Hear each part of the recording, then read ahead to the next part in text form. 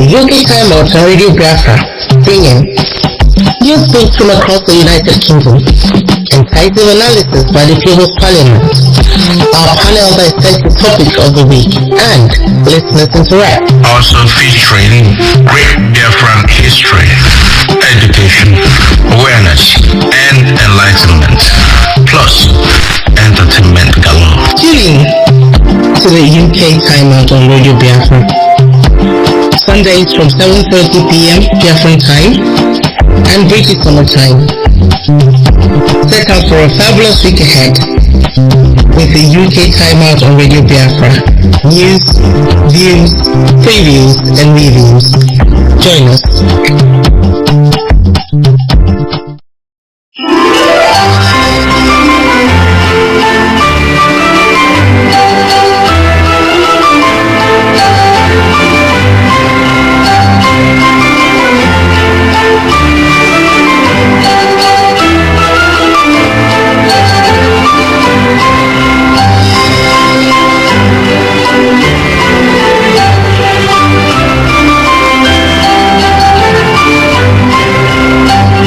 Good evening, good morning, good afternoon, good night, depending on where you are.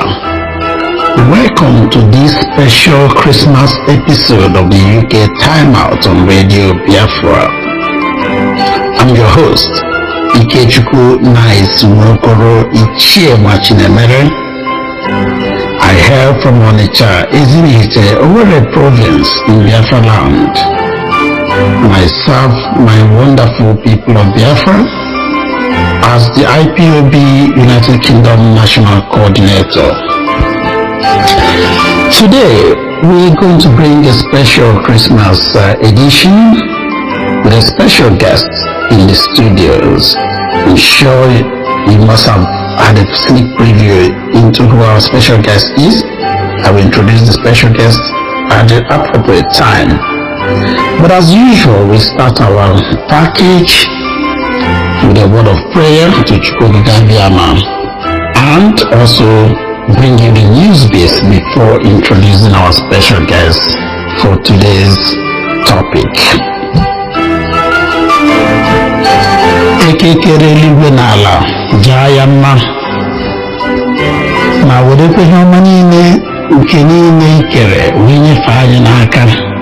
Anyị bụ ụmụ gị abịakwa ọzọ n'ihu gị taa ụbọchị Orie iburutere gị abụ ekele na ibuli aha nsọ gị elu ito gị n'ihi ihe ọma niile nke ị na-emere anyị, ọbụla dị n'oge dị ugbu a, oke ncheta nke ọmụmụ nwa gị nwoke Yeshua Hamashia nke izitere anyị n'ụwa maka nzọpụta anyị, dịka ndị kwere na ya nwa bụ nwa gị wetara kwesịrị ike.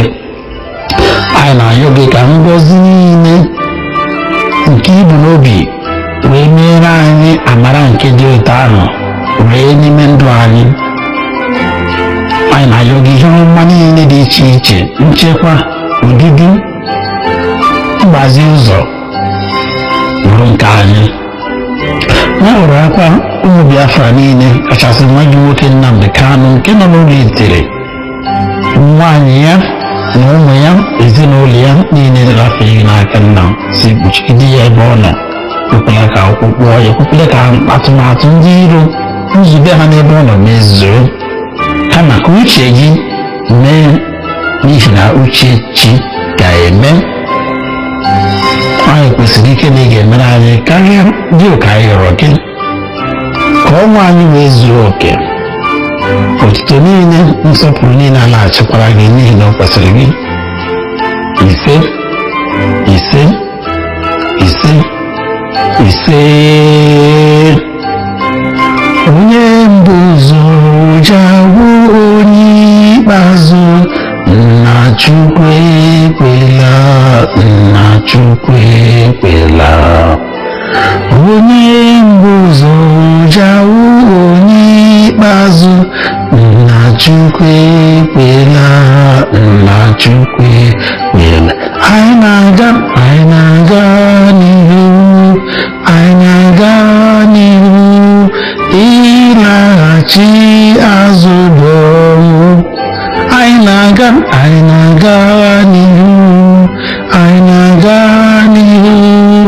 ịlaghachi azụ bụ nna Chukwu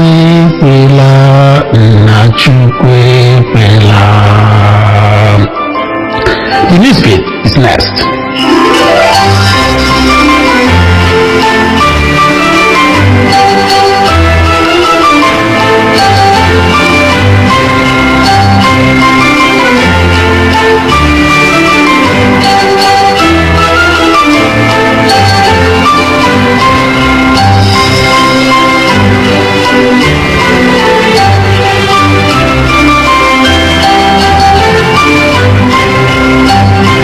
And Merry Christmas, Biafrans and lovers of freedom. You're welcome to UK Time Out on Radio Biafra.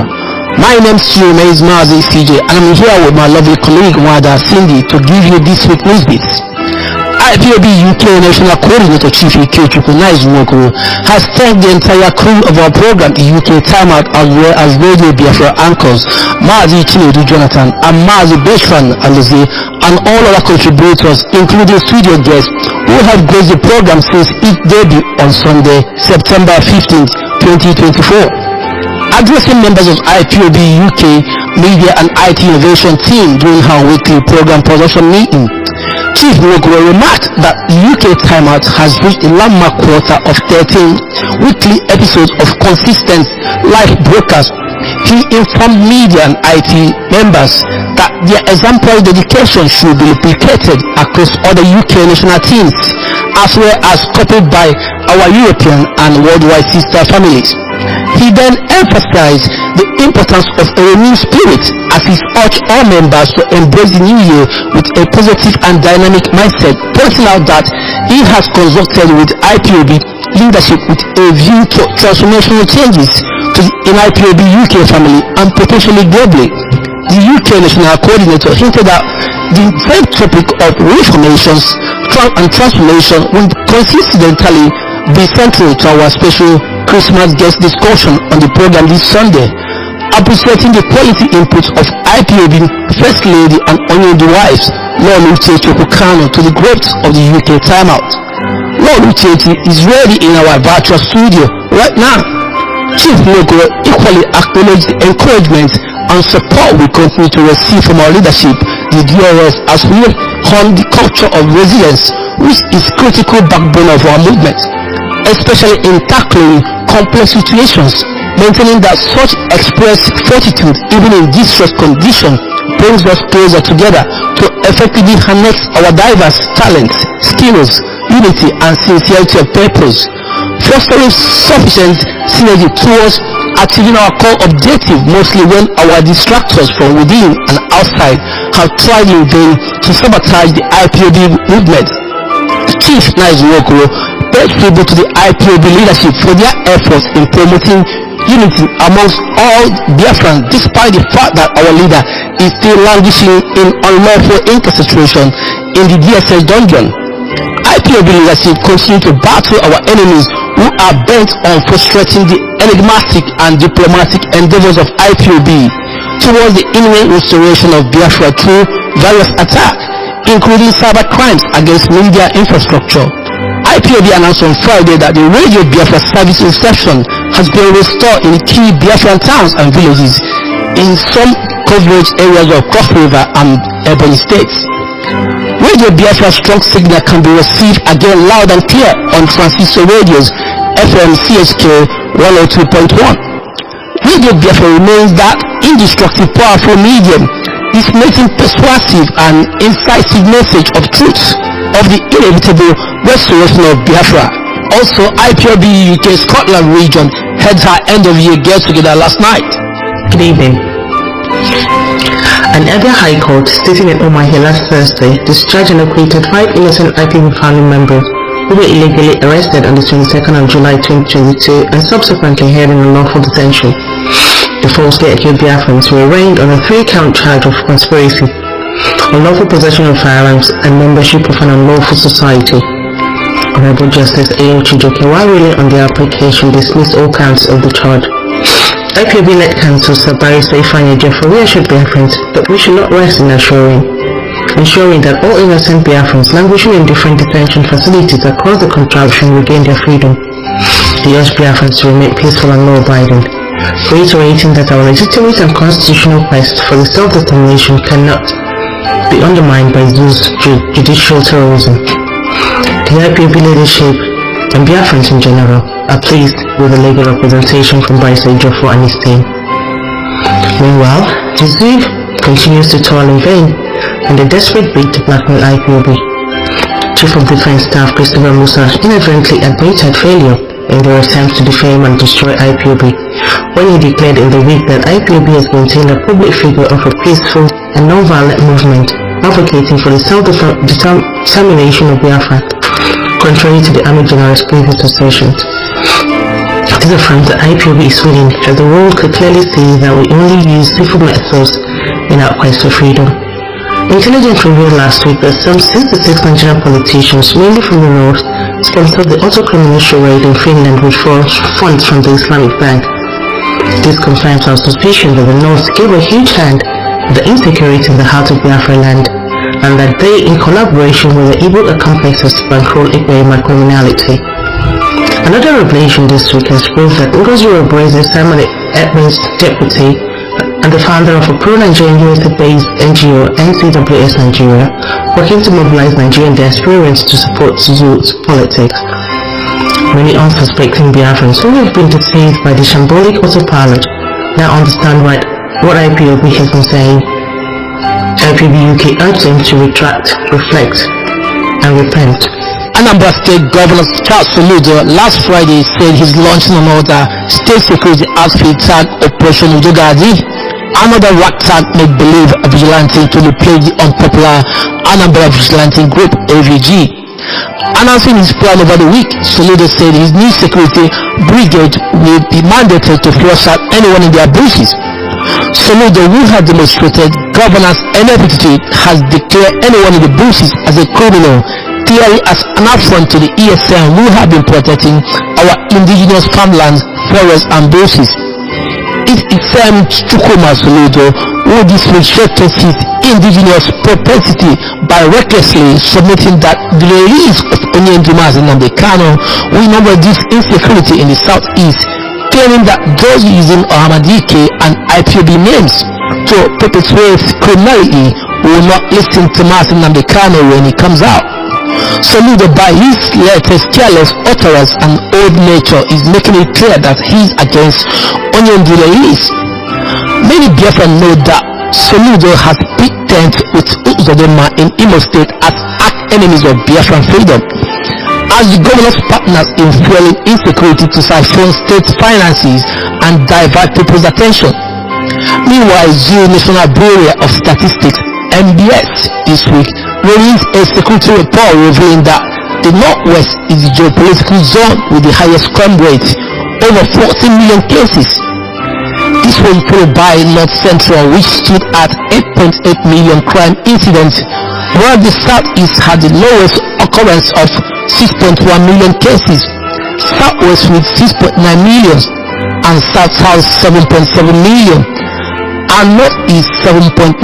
Completely published data which collaborate IPOB intelligence report that the man-made insecurity in Biafra land is deliberately masterminded and manipulated by foreign state governments and their proxies.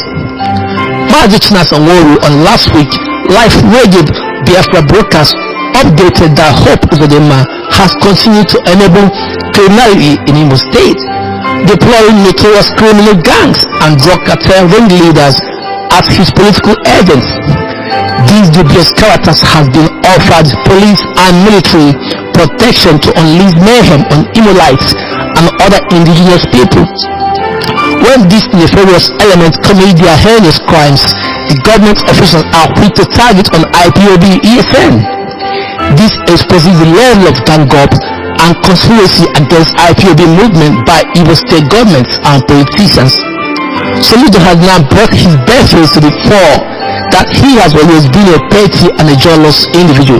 Kemi Badenoch, UK Conservative Party leader, has once again publicly accused the Nigerian police of corruption and using their guns to steal from citizens.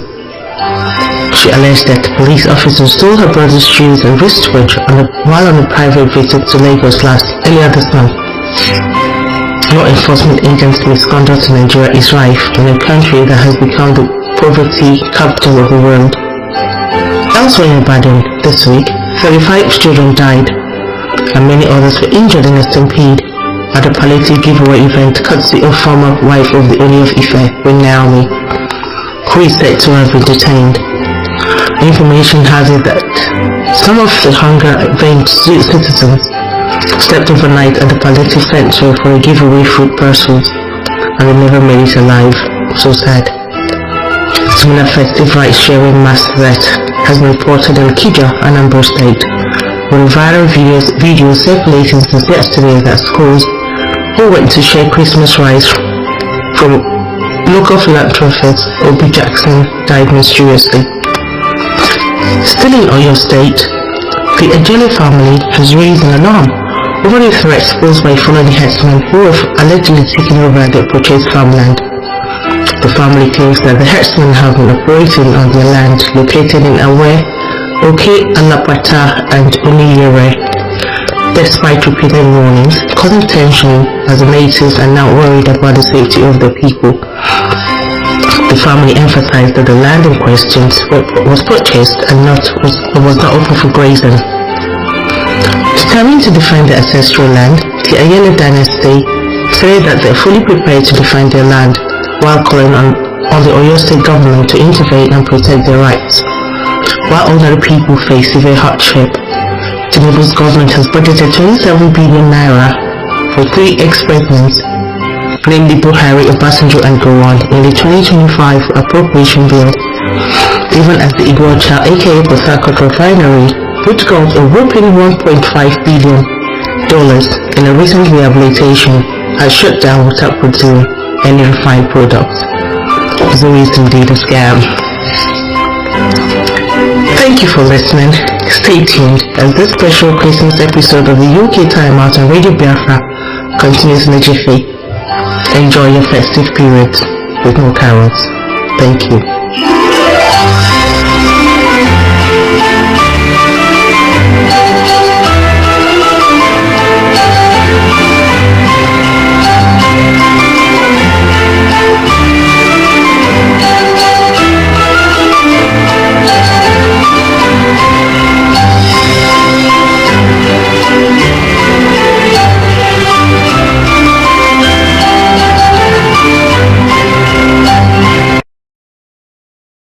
Joy to the world. The Lord is come as I welcome you back to the UK Time Out on Radio Biafra. Merry Christmas to you, our dear listeners, and great Biafrans, friends of Biafra, lovers of freedom. Yuletide is family reunion time with loved ones around Christmas dinner tables, toggling into turkey and other sumptuous delicacies, often reliving memories and resolving disputes. Year-ending reflections hopefully give birth to reformations and transformations that make resolutions more meaningful. On this special Christmas episode of the UK Time Out on Radio Biafra, I am very delighted to welcome our special guest, who is a life coach, mother of our movement, and wife of our leader, Okwu-Kanu, in the person of Lolo, Uchechi, Okwu-Kanu, to give us better and deeper insights into helping us to enhance our appreciation and understanding of this critical topic at this crucial time. Very Merry Christmas to you, Lolo, and happy wedding anniversary too. Many thanks for coming back on the UK Time Out, especially at this time of the year. I recall that, and our listeners will recall that you actually opened this program with a bang on the 15th of September this year, and ever since then we've not been looking back. We've heard unto your words of encouragement to keep going. And I'm glad to welcome you back. How are you, ma'am? Good evening, Mazi. Very well. And Merry Christmas to you and to all Biafrans who are listening to me at this time. And I say good evening, good morning, good afternoon, depending on wherever you're listening to me from. Mazi, I'm alive. We are holding up okay. I mean, considering our present circumstance, to say the least, we can only say we are doing well. Thank you very much. God bless. God might be all the glory. Amen. And you shall remain alive and live long, together with our leader, Okwu-Kanu, to walk into the land, the free land of Biafra, in due course. He said,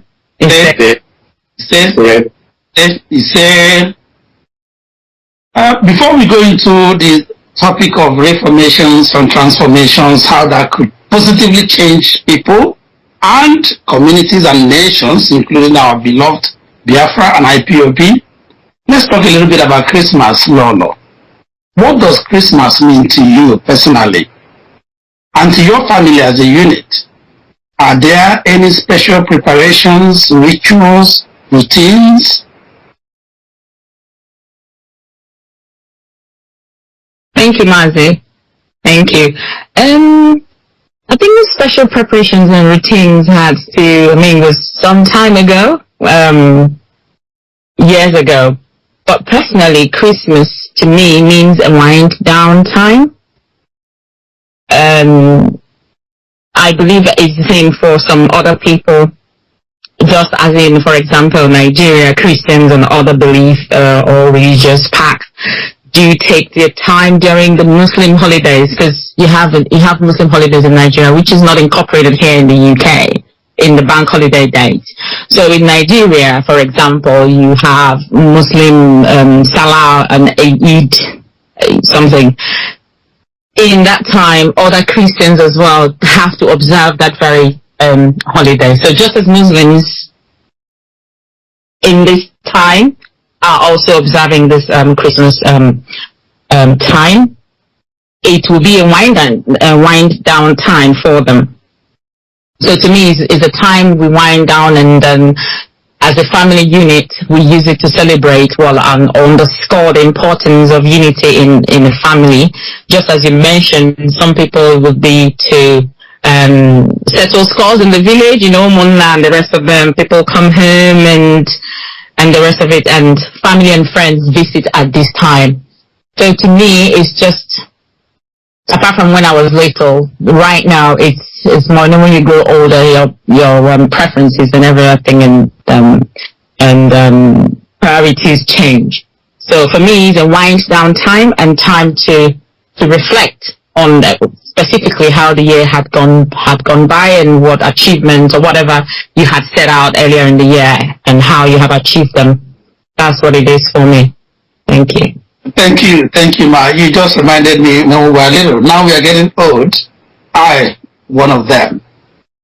But still, Christmas brings a feeling of nostalgia. Going back to my roots, it conjures an atmosphere of divinity on earth, as if or like God is indeed physically present with us. The air from around the 20th of December each year when I was growing up as a boy and a young lad has a very unique feel about it. Everything smells a little bit sweeter than normal. Mm-hmm. It's honestly romantic, I must say. Back home in Biafra land, the Hamatan breeze and the foggy dust strangely offer pillars of safety with layers of security. Indeed, Christmas is so special that even in my early 50s, I must disclose my age, it still draws a tear or two from my eyes. I truly, honestly love Christmas. I don't know what it is. I love Christmas. And guess what? My first son, Chimgozirim Royo, was born early hours of Christmas Day. Double divine delight for me and my family. we always cherish the moment. Let me use this opportunity and privilege to say, very happy birthday in advance, my darling son. So Lolo, I come back to you. Did you have any outstanding childhood fond memories? I know you said when you were a child, it meant that much. Maybe not so much now. That's natural. And then I became, as a child, growing up to a wise man. Does he have any special feelings about Christmas? Do you prefer, or let me say, in your young age, did you prefer spending the Christmas in the village or marking it in the city? Thank you, Mazi. First of all, happy birthday in advance to your son, Chingozirim. I pray that he grows in wisdom just as his father, and in love and care as he's being taught now that he's growing. And I think it is so many questions, I can't remember now. So, the first, for you, was there any outstanding childhood fond memories? Doesn't Nabikem have any? She's still a child. Yes. And did you prefer to spend your Christmas in the village or in the city? Okay. First of all, I preferred and still do now currently, if as Nasoyende comes out, we would always spend our Christmas in the village. And whilst we were little, yes, I preferred going to the village. A lot of people you prepare to go home. You know, there's this preparation to go to the village. You're expecting all your cousins. Yeah, that adds to the excitement. Oh yeah, the ones you saw last time, and the ones that were, I always had this very picture of the ones that behaved badly, and I'd gone back during the January, because growing up I was this person. I hold on to things for like years. I mean, 10 years later, I would be thinking to myself, when this person did this, right? I should have said this. No, and wait for me. 15 years later, I will come back to that thing and I'll say, I missed this, and I'll tell you. So I would go and I would think about all the cousins that behaved badly. The ones that behaved nicely would be my friends, and the ones that were I would wait for them already the next. So there's this excitement, going, and then it brings, there's a little bit of stress to it as well, considering that your parents have to go shopping and buy all the things they need to take to the village. But it's all fun, and games as well, because you go and people come to your house to, take all the things you people brought from town or wherever you've traveled to the village from. And it was very fun. So I prefer going to the village. That Hamatan feel, that that excitement, that the people who would, food. I've not always been a food person, but chewing of things. That excitement, it was there. Mm-hmm. And then you have several activities. That's one of the memories that I have. I remember the first time we were asked to go and go with our cousins who live in the village to go and dance with them. Mm-hmm. And I've always loved dancing. I like to dance. And we would tie, this George Adeke, and they would tie the waist and then tie around the chest. It's a beautiful outfit, beautiful dressing, and someday I would dress up like that, because it's beautiful, traditional, and is awesome. So we would dress up like that, tie the wrap around, and then you would go from family house to family house and dance. And I remember my older sister, she's not a dancer, she dances. I receive your tokens. Yeah, so, and then you dance and they give you money. Yes. So yeah, and then you have the mawo or whatever it's, however people call it, or Okonko. In my mom's village, they would, bring out the Okonko. And the first time I saw that, I nearly passed out. But as we grew up, I started to like to dance. And we have the one we call Ekwe, that kind of transcends into January, where you do Ekwe. Yes. Ekwe is my most preferred. I love that, and I learned the dance steps. So when I dance Ekwe, this war dance that half the people dance, yeah? Mm-hmm. Mm-hmm. Yeah, where they carry the three heads on their head, and so I know how to dance that, you won't believe it. So I learned And I skilled, yeah, I'm very skilled. I dance it up with poise, you know, and grace. So it's a beautiful movement. Unfortunately for Nabi Ken, he hasn't really been most of the time. This time he's had tears in his eyes. Like I just said to him, "Don't worry, we will go to the village, you know, the next Christmas, and we will meet all our cousins." And because he's not really had that. Apart from the time he had his uncle visit when he was 3 years old, so he doesn't really have that. And his father, that was the only first Christmas his father spent with him. We all spent together. So it gets to him, but he's a strong, mentally, he's a strong boy. He's learned early in life that things may not always be as you envisage or anticipate them. And he's not a fussy person, so he's grown he's growing as a content boy. When he was few months, if you take away his toy, he never cried for it, you know, he never cried for anything. The only thing he cries is when you tear his papers that he's used to draw the things, you know, he's very academical. If you books, if you mess with his books, he would cry. But if you take away his toy, he can play by himself. He's okay. He's content, and that is the most important skills that one can inculcate in a child. And if he doesn't have a gift, he doesn't have to cry. I remember being young. There was a time my mom, she bought all the Christmas gifts and presents for my siblings because of I don't know. She couldn't find my size in the shoes and the kind of clothes that, so she didn't buy me any presents that very Christmas. But I did not cry. I did not feel bad. I was very happy for my siblings who were and then I think after the New Year, she found exactly what she was looking for and she bought it. So that also shaped, you know, these are the things that shape your children. They become content. So even when things are going on and they don't have it, they are okay. Knowing that at some point they will get that. So it's not always what's trending and what you should have at the moment that every other person is having it. So it formed us to be different, to be honest with you. So I don't usually roll with the crowd. So these are some of the steps or some of the events that happened that kind of, you know, shapes one.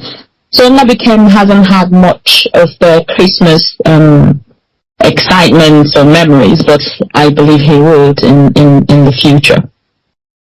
Definitely. Thank you so much, Lolo. Those are wonderful, real life Christmas memories, long time.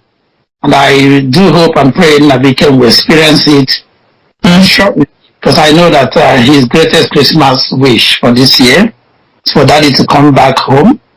And as you rightly said, take all of you back to Isiama Paruku Ibeku.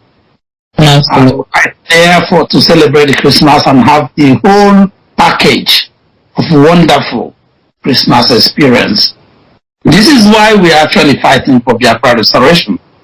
Bring our children home so that they can see a different side of life, a better side of life indeed, that Biafra has to offer. The hospitality and serenity in celebrating Christmas in Biafra land is so rare. Christmas brings the best of our nature out. Pure. Sometimes heavenly, honestly. I miss those times, those, and I pray, just like that became my children, 5 of them are announced here, have not been to Biafra land, let alone celebrate Christmas in Biafra land. And this is my wish, that they not just go once or twice, but go regularly, frequently, if yearly, to celebrate Christmas in Biafra land. And this is why we're fighting for our sovereignty, because the moment we get Biafra, all this become very possible. Lolo, Biafrans know Yendu as a devout, Judaism faithful, not a Christian. Did he celebrate Christmas? If he did, what's a typical Christmas day with Yendu like? And why he is still in this illegal incarceration? Has he been having Christmas presents and memories?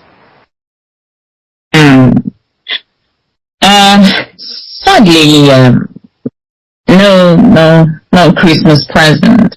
But of course, memories are what we live and continue our lives with.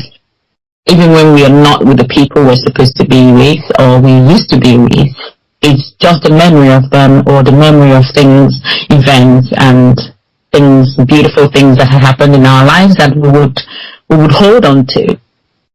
It's a very difficult, even people, some people who are, very free. Imagine what happened during COVID. That tells you that we are not actually free. But you could see that it was difficult for some people. Someone like me, it was quite difficult to contain people. It's only when they understood the threat to life towards COVID that people actually stayed back in their houses. So you can imagine how Onyendi would be going through the Christmases that he spent without his family.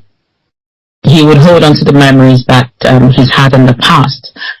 And Onyendi wasn't born a Jewish, and he was born a Christian. So it was also the usual beautiful Christmas celebrations and having families visit and all visit this person, visit this cousin visits, and it's a beautiful time, as you say, for reflection, for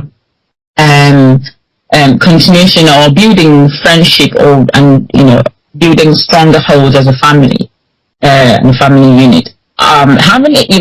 Even though Christmas is for Christians is revolutionary, that's what it should be, and reassuring.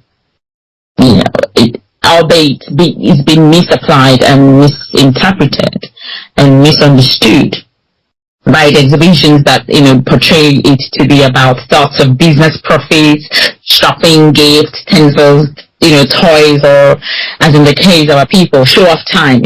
Christmas that's when people in the Monday matter. That's when it skyrockets. The scale just clocks up because everybody wants to make money to come and show off. When it should actually be about the time to show love and show that you've met a certain person where you meet them and the rest of them. So Onyendi had the same, the beautiful Christmas experience as we all have in the past. I would imagine.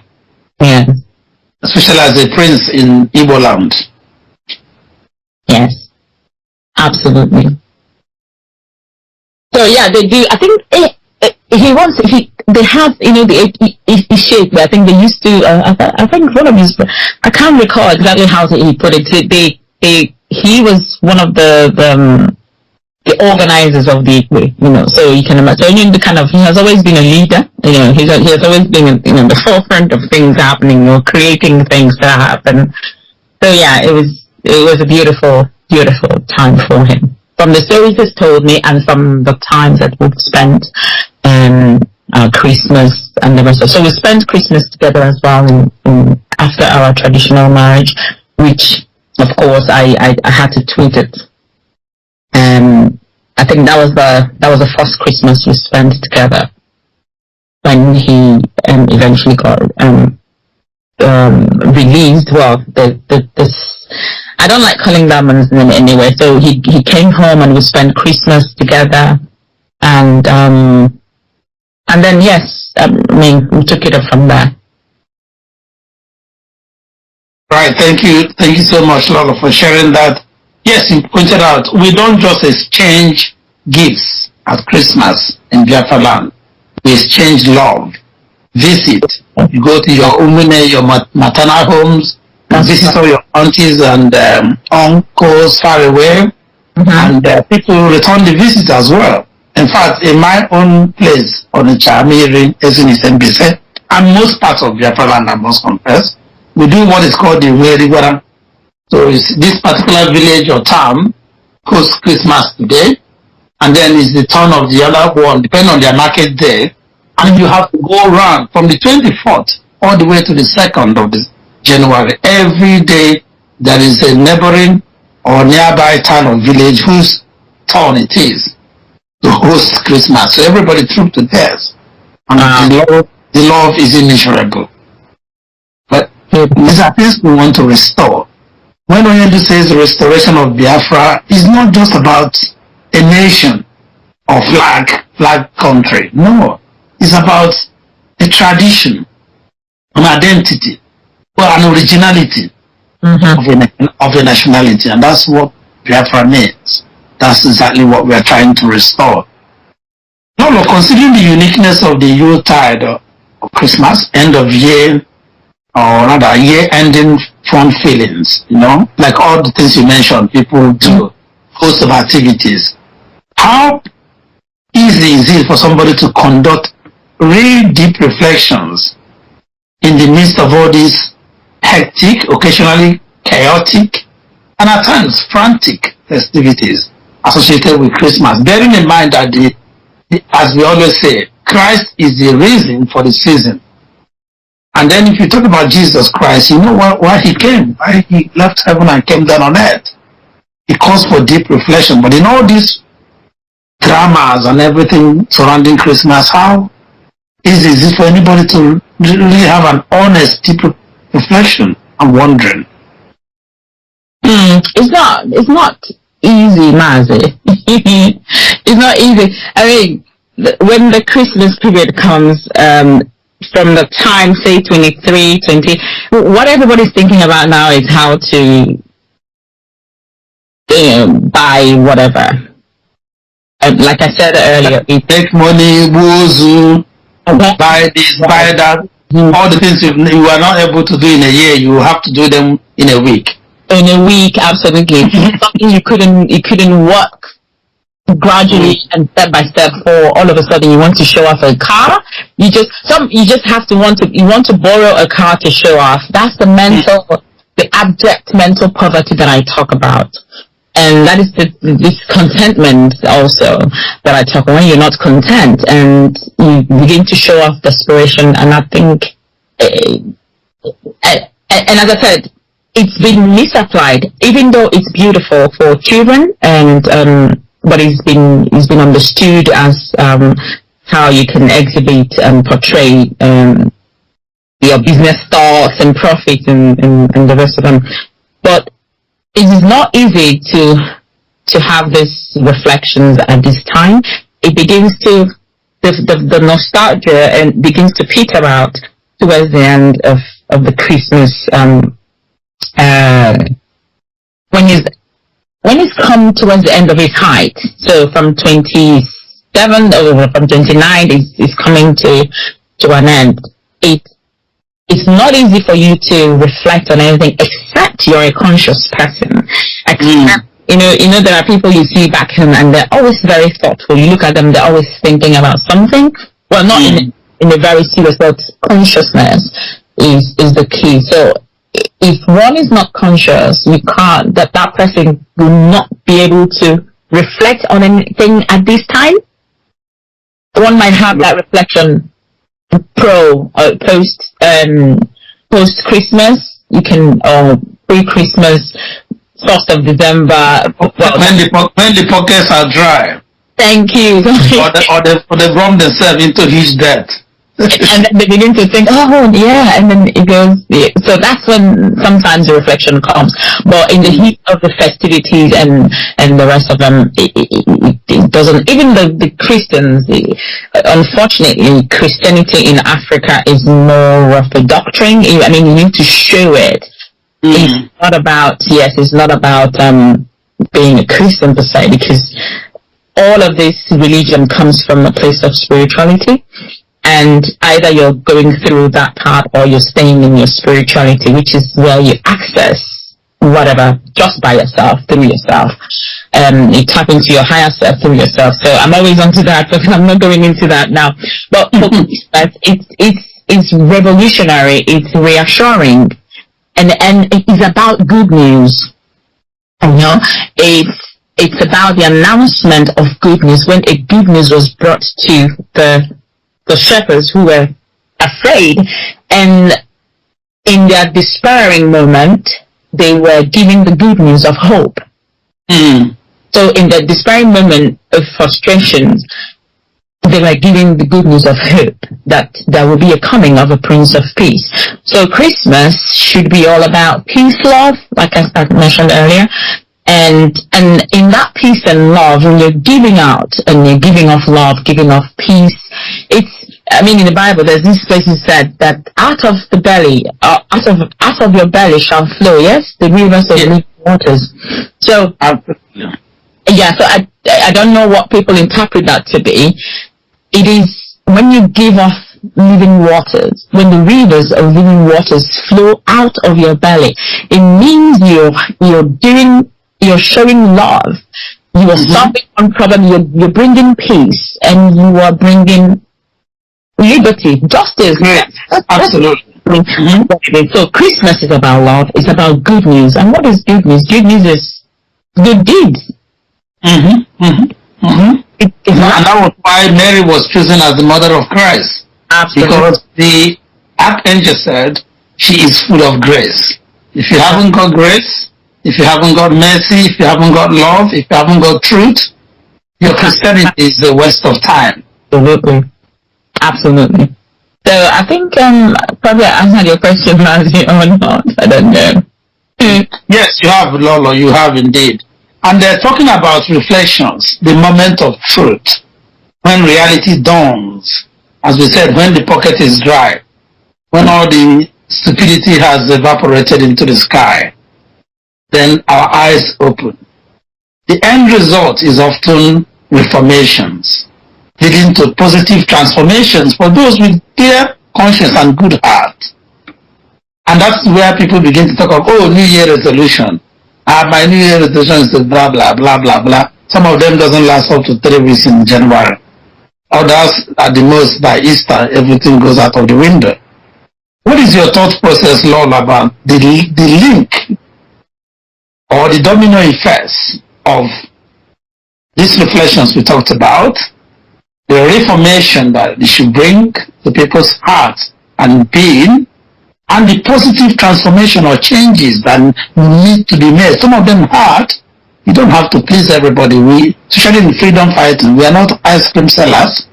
We are not here to make everybody happy or pander to people's wishes. What are your thoughts? Thank you, Mazi. Of course, you can't please anybody. There are some people, even when you take off your head and put it on a tray, they would say, is it because I said that? You didn't have to take your head off. You're stupid. You never can please everybody. Never. So, talking reflections, my thought process about this, the link and the domino effect. So the link is, as you put it, reflection, and then reformation, and then transformation. So for reflection to take place, you must be aware. You must be a conscious person. And in consciousness, you have to, I always bring this in the things that I do. It's called the gap analysis. So in reflection, it's just like doing gap analysis. The companies use this to compare their performance with their desired and expected performance, or expected performance rather. So in gap analysis, I think I've said this before on Radio Biafra. Gap analysis example, pure layman's example, or very common, or the simple example of gap analysis is making soup. You want to make soup, you want to make vegetable soup or oha soup. In gap analysis, you have bought everything that you want to use for the oha soup. Let's say it was oha soup. Oh, let me use my soup.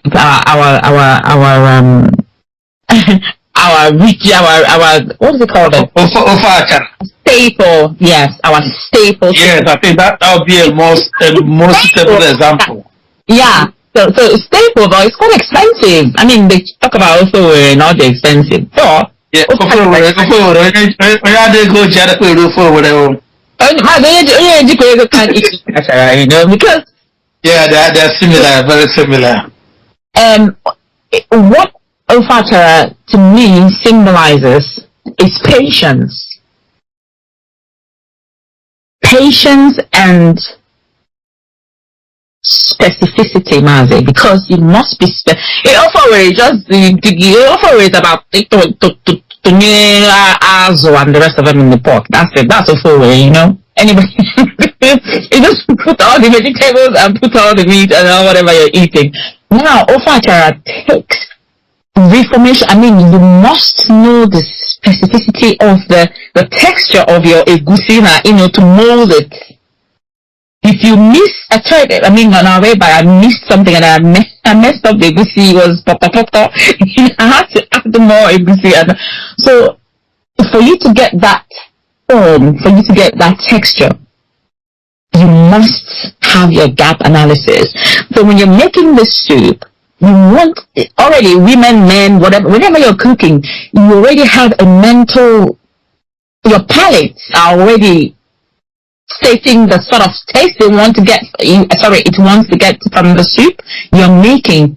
Whenever you want to make something, your brain is like, your palate is like, I want this to taste like this, like that, like that.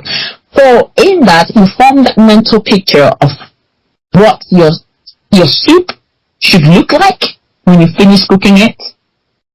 Not the one that should have a little bit of palm oil and it has none and acha white. You know, it wouldn't be nice to look at. Or vegetable on acha black rather than a bit of you know, oily texture. So in your gap analysis, you've got all your ingredients and you want it to taste in a certain way. So in your gap analysis, you put this, you put that, you put maggi, you put ose and, you know, your pepper. You taste it, you want to know if that quantity of pepper is exactly how you have added it. If it is not, you go back and add it. If it is too much, you go back to modify it. Now that's gap analysis. So companies use this to compare what they've set out in their structure for the year, what they intend to achieve in performance or expected performance. So they use that to score themselves. So for reflection to take place, this consciousness must be there for you to actually even know that you have to reflect. Some people don't know that there's something called, you have to reflect. There are some people that don't reflect, Mazi. So this domino effect goes through reflection, so that takes place, and then when you have reflected, when you do your gap analysis and you want to add more pepper or you want to add more salt, now that's where your reformation comes. And the act of changing or modifying too much pepper, making it, modify it to something that someone can taste and they won't burn their tongue or burn their stomach. That's the reformations. You're taking that act of changing or improving your behavior or what structure or whatever it is, depending on what the context is. So for reformation then to take place, you have reflected, and in your consciousness you have identified what needs to be reformed. Don't also forget that some people think that they are perfect. So that's a different ballgame altogether. So in your reflection, you've gone to reform what you think needs changing or improving in structure or in behavior. And then you then go to the transformation. So transformation is when the work is done. So the outlook, the character, the behavior, or the structure becomes changed, transformed. You can transform in the way you fashion, the way you dress up, you fashion in your perspective, you fashion in your behaviors, you transform rather in these areas that I've mentioned, depending on what the context is. You transform in appearance, you see people transforming, slave queens transforming from what they look like to what someone else looks like. That's transformation. when you change from looking like yourself to looking like a Barbie doll, that's transformation. You change from how you reason and talk or analyze things to a different positive way, and now that's transformation. So it has to be positive for these domino or three chain reaction. For these to happen, it has to be reflection, what's the other one? Reformation, and then transformation. But in all of these, the goal of the transformation, well, positive transformation, like I said, is to create an appealing end or something pleasing.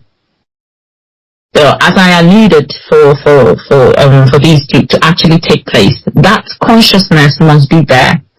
So let's not forget to add that it is a positive reflection. So some people reflect, negatively, where they this plan, I want to deal with this.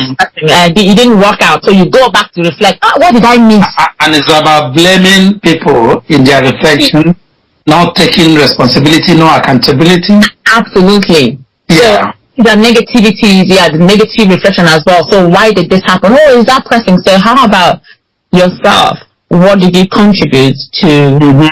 All of these, and what could I have done better? Absolutely. What lessons have I learned, regardless of who was at fault? Absolutely. So I think this is, let me not say much. Lolo, you nailed the head. You hit the nail on the head, as they proverbially say, and that leads us. Let me just quickly inform our listeners. I know we are all itching. Some people say they are struggling with the IPOB community radio app. If you are, please do try the Radio Biafra app. I think we are coming out loud and clear. I have not received any message to say there is any technical glitch or hitches. Even though from the UK here, the returning storm Darrell is raging from my location in the Midlands, but it's not as bad as 2 weeks ago. So we are still able to reach you loud and clear. But please do not come on the phone lines yet. I will announce the numbers soon. I rather have you, like I pleaded, that you have pen and paper, and this part of the reflection. Part of what we need to learn as Biafrans is also to think philosophically more than we talk. Unless you're the moderator or the speaker, even the speaker takes a breather. So think more than rushing to talk. Getting pen and paper will help us.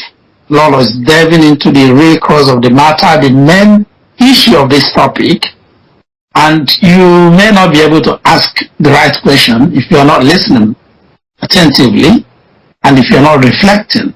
And you don't have to ask a question today. You may just call to wish Lolo Merry Christmas, and that will do. So please, let's be a little bit patient. The lines will open about 9 o'clock. We'll have enough time. Don't worry. We'll have enough time for you, and I will announce numbers to call today on. But kindly listen to Lolo with rapt attention and interest, and begin to reflect on what she's saying. She said a lot already.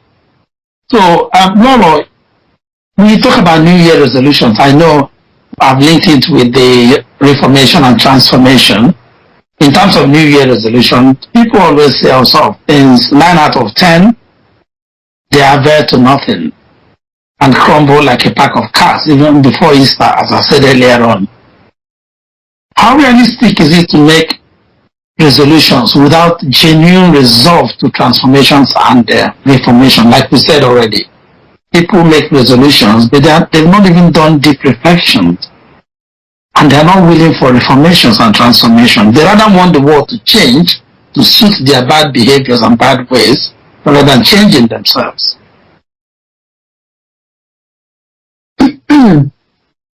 Thank you, Mazi. The resolutions made by people, more often than not, peter out due to several reasons, such as having unsubstantiated goals, targets or aims that are fictitious, bogus. It can also be for an eye service.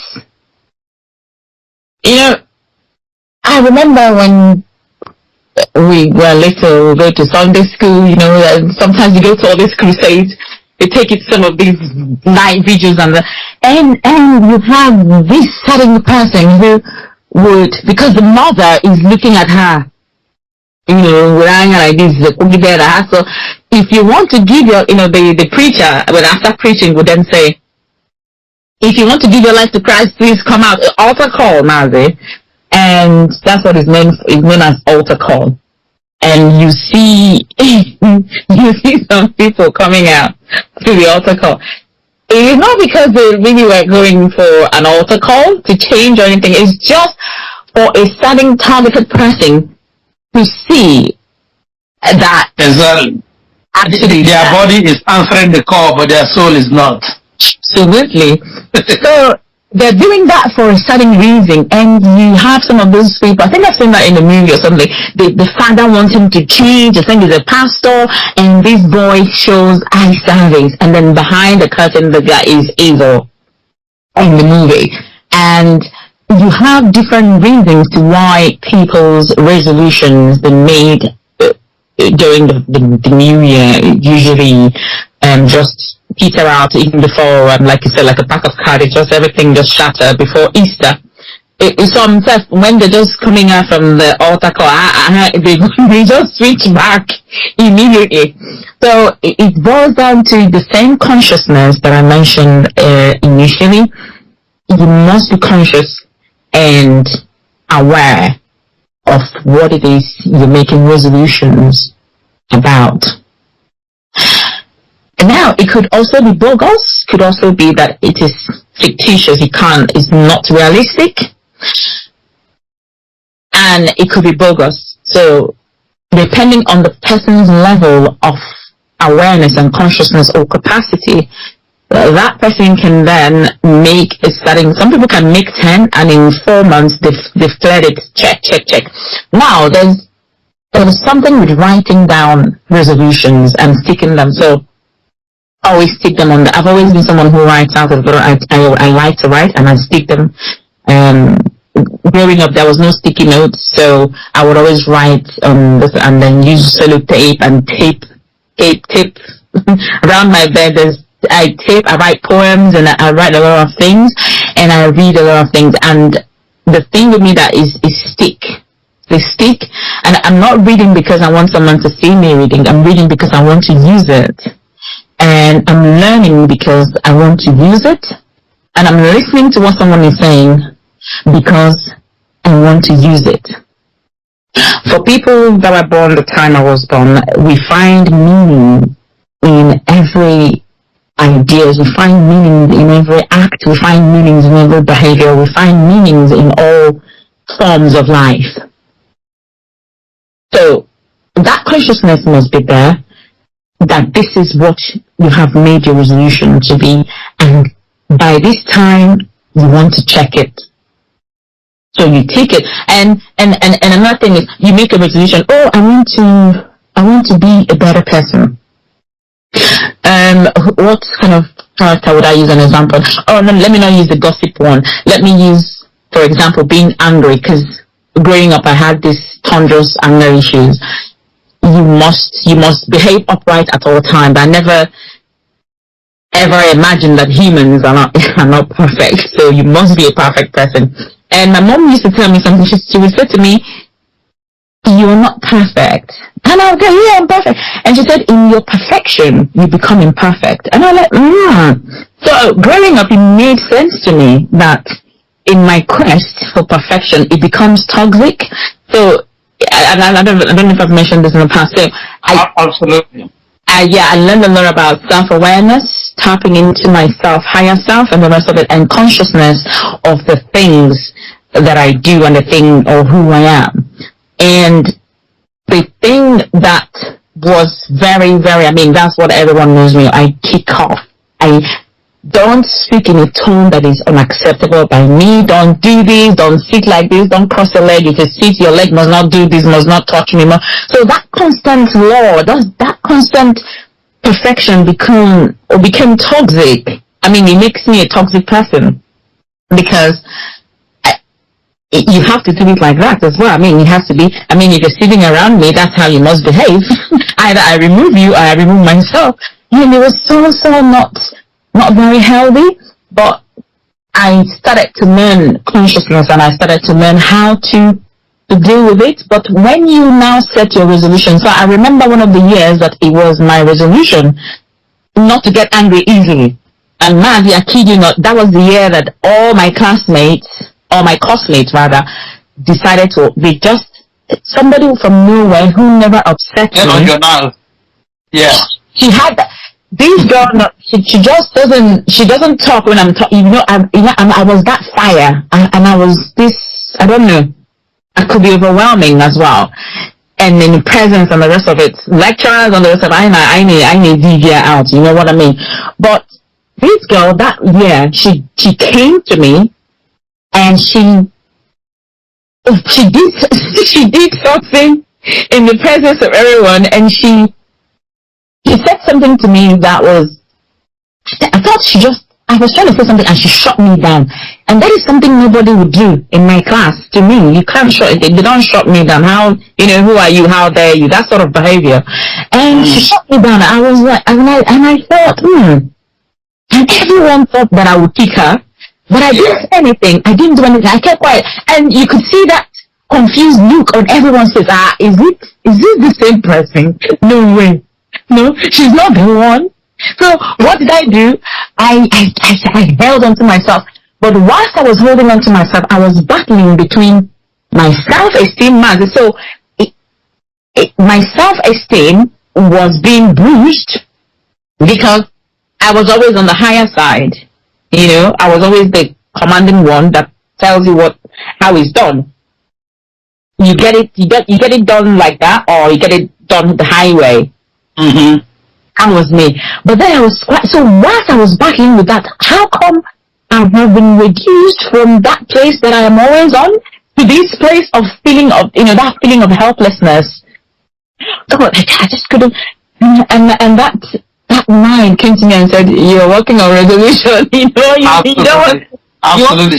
She was literally testing your resolve.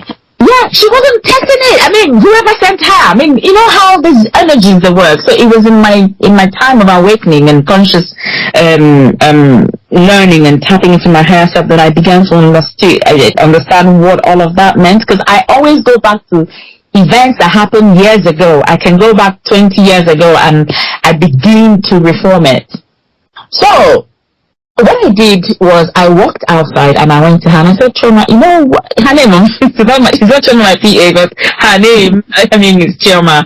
And I went to her and I said, Chioma, you know the way you spoke to me, like there in prison or everyone, that was not nice. That was very, very insulting. Do you know what she did? She turned around and she flicked her hands like that, like how they do talk to the air, and she walked away from me. And that magic, I kicked off. I lost my resolution. I forgot how I had, planned how to deal. If somebody annoys me, I will ignore them and I will walk away and all that. I forgot that and I ran after her. My old self came back and I said to her, if I see you here, we're always sitting in the middle seat, so the second row in the class. I said, if I see you in this row of seat, so I took her bag and I flung it at back of her head, and she ran to the back of the class, and everybody's like, aha, we said it. Yeah, that's what I meant by she was testing your resolve. No, was this before Easter? I'm just doing my own experiment. Was this before Easter? No, it was after Easter. Okay, I mean to try. Yeah, so because I think we were in our second semester. Yeah, going to finish. And then so towards the end of second semester. Yeah, that was what happened, and I kicked off and I went mad. I asked her, how dare you walk out with me? And I raved, and she never came to the front seat until we finished our seat. She kept sitting at the back because she knew that if she comes to the front, she'll get it hot, so she stayed back. But then, I started to think, and then they formed their group. But then, like I said, there's always a group, and I'm always a one person. I'm like a war. I'm an army by myself. So that happened, and eventually, coming to become Okwu-Kanu's wife, and find myself in this quest that we are in, I began to learn a different part of myself. To be angry is easy. And I started to incorporate what my mom used to say to me, and how she tells me how anger does a lot of things. And believe you me, I have been dealt with in anger, where I sit down, I want to do this, I want to show my capacity in terms of, if you think you're mad, I want to show you the side that you've never seen before. You don't know that it exists. Like, I form it in my head, and you don't believe that a person. And the funny thing is that I look so different from when I'm angry. That shock that comes on people's face when I display. So, but then, finding myself now, I don't even need to make any more New Year resolution. It is the target, and transformation is not a destination. It's a journey. It's a journey. You continue to make yourself better. You continue to reform and go back and check and check and check. But one thing I'm never going to stop is telling someone off. I will always tell you off, but then I'll control the other parts. Yes. I'll try. You also need to try as well. When I'm trying, help me. So it takes two to tango. Absolutely. So when I'm trying to be civilized, I saw something my sister sent me from TikTok. Somebody was praying on a madman or a mad woman she was on the gate, and the person was praying and speaking in tongues and asking the evil spirit to leave her because she was a mad person.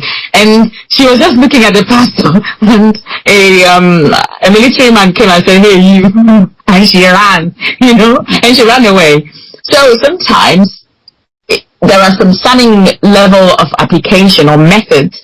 You just need to understand the situation and how to apply your methods to it. So it could be that the resolution is bogus. It could be that it is fictitious. It could be that it is for you to please someone, not really from your heart, that you really, really want to change. So if these are missing, then, or are present rather, then it is not realistic. So this resolution just would not, you won't have a genuine resolve to all of this.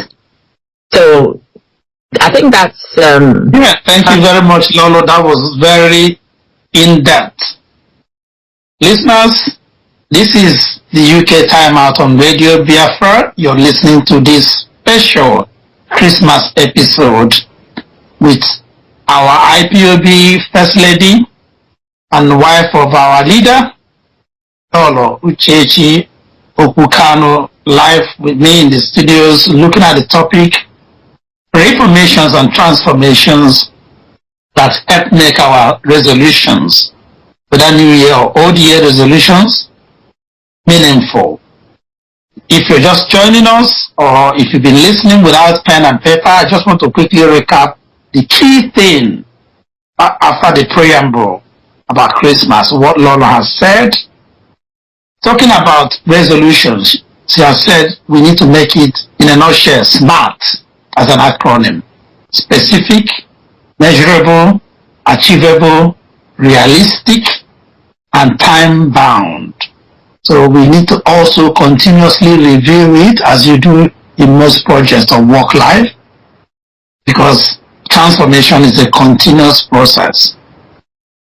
Paul also said on the side something very interesting, using the preparation of her favorite native soup, ofe achara, as an illustration, that is a long process involving meticulous, conscious action and steps to achieve reformation and transformation.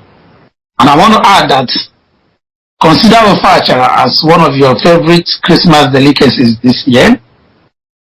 part of Biafra restoration is to bring us back to our tradition and native ways. Why must we eat rice or potato and turkey on Christmas Day? Why not ofu? Why not ofu? Why not our native delicacy? In my place, that's what I eat. I do not eat rice when I'm in Biafra land on Christmas Day. For what reason? So, there you go, food for thought.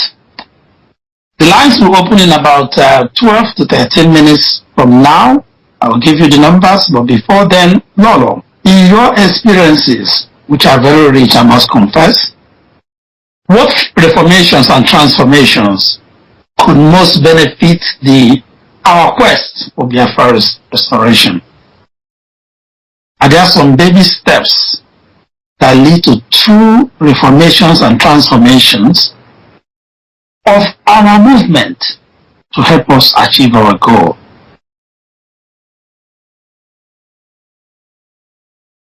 Thank you, Mazi.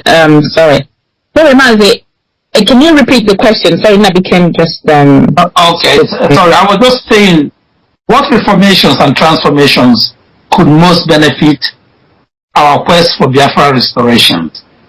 You know, maybe you can break it down into baby steps we need to take that will truly bring about reformation and transformation of even our own movement. Because part of my reflection this year is, it's not all the time we blame those outside of the movement, those who are not members of the family, or the reason why we haven't got Biafra. No. I'm putting the mirror in front of me, and I'm looking at the man in the mirror. I'm asking myself, inwardly, what can we transform? What can we positively reform to help us achieve our goal? Okay. Thank you, Mazi. Thank you for that question. As you said, or rightly said, you asking, I think Michael Jackson, yeah. I'm asking the man in the mirror. I'm asking him to change his way. No message could have been clearer. If you want to make change, you're gonna start by yourself or from yourself. So it has to begin from oneself. And it is often said that you may not be able to change the direction of the wind, but you can adjust the sails to reach the desired destination. And the direction of the wind here, I find as obstacles. You have thousands and one and thousands of obstacles in day-to-day lives, government systems, social systems, political systems, and religious systems.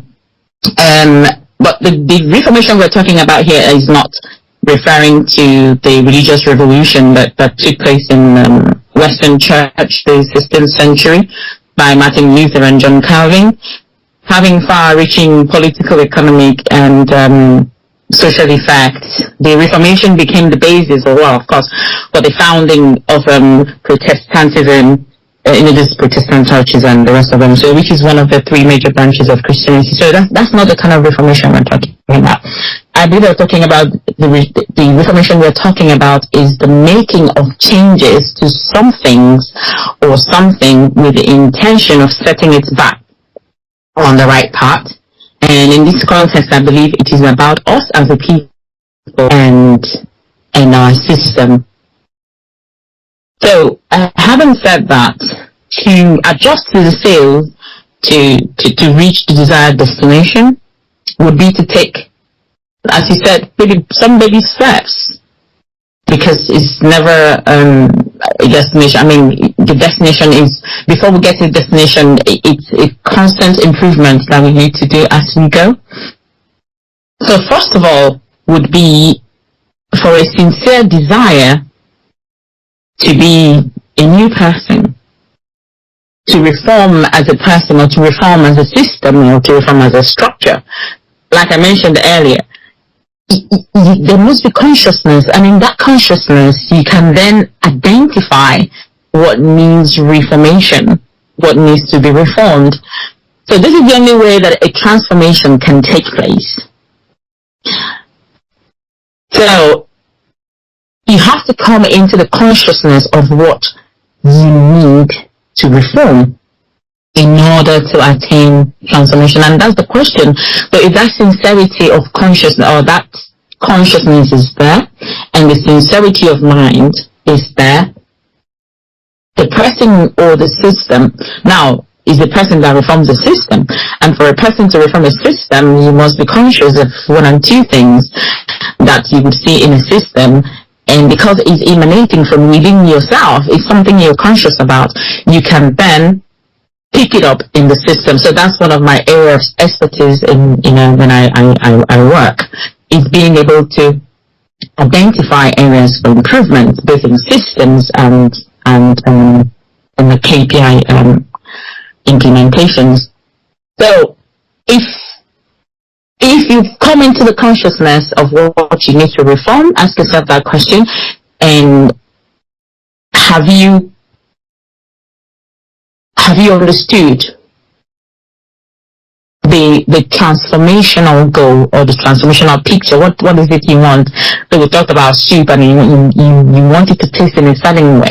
So you need to continuously, if you want it candy boy, or you want too much, you know how to throw all the and to ruin it, or you want too much pepper, you know how to add pepper but you want it to a certain taste, and when it's there, you stop. So there must be consciousness, and then that sincere desire, you must desire it. So you might be conscious of something, but it doesn't mean that you desire it. So you must be conscious and then desire to have that transformation take place. And then you begin to reform. So the reformation is the act, the action of it, and then the transformation is now the final week. And believe it or not, they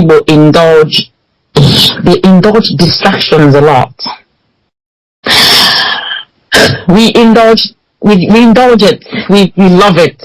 Distractions. I think it makes the whole. It brings life, and it brings. I don't know what it brings in our people. When you have sincerely mapped out what needs to be reformed, then you can start from there. So the reformations that I envisage that can be beneficial for our quest for the restoration of Biafra is the sincere step one, taking in the consciousness of what needs reforming. Two, the acceptance of the aim or purpose of reformation. Example, we are gathered as Biafrans under the umbrella of IPOB. What does it symbolize? What is the symbolization of what we're doing? Being under the umbrella of IPOB, do we understand that?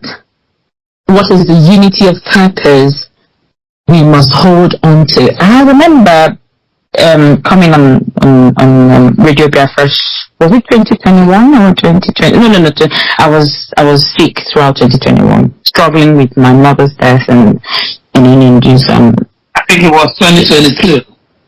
So it would be 2020. I think that was the first time I came on Radio Biafra. So I talked about, first of all, unity of purpose, and then I talked about clarity of purpose.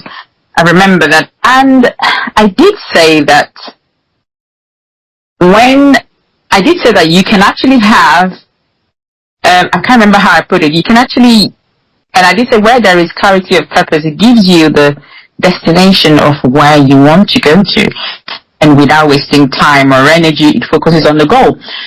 It's funny how... I think I remember, Lolo, you said about having the unity of purpose, not necessarily meaning having the sincerity of purpose. Oh, clarity. There is a link between the two. Yeah, clarity of purpose, yeah.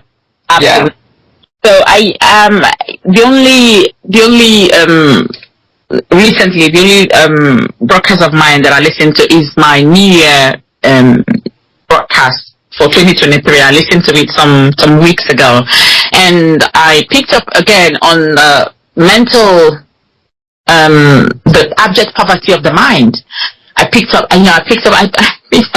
quite a lot of things that I thought to myself, wow, like if I begin to break them down, these are like textbooks that will be created.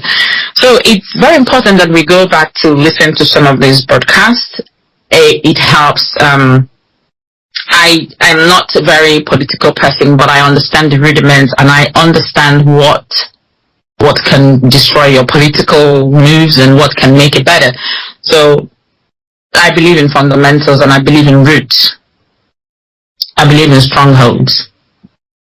So, having said that, we need to exhibit more patriotism and unity than we do, and then do less gossip and less desperation and show-offs.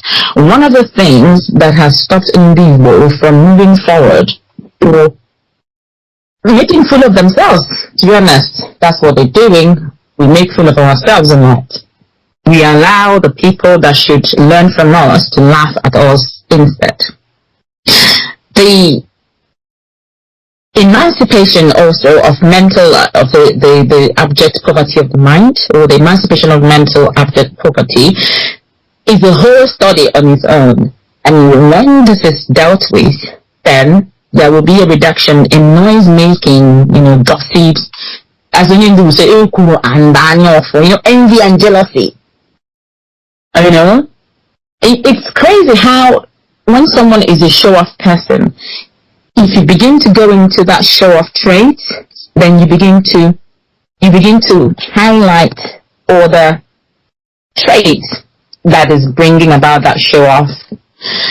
You can also find that what it depicts is desperation, and it ensues from discontentment. So these are the steps that we need to take and curb in order to get this transformation that we're looking for. So, those of us, Mazi, I'm sure you know about this, Kaizen, when you do all these Kaizens, you create a goal that you want to achieve. But then, in this goal that you want to achieve, there are noise. So, they when you do the stick-on notes with the stars and on the stick-on notes, those are the noises. So you get the ones that are value-added and non-value added. You stick them all out. So you have everyone in the room counting out the processes. Okay, so for example, what do I need to use as so for example, the BTV that is in production now. Everyone sees BTV, right?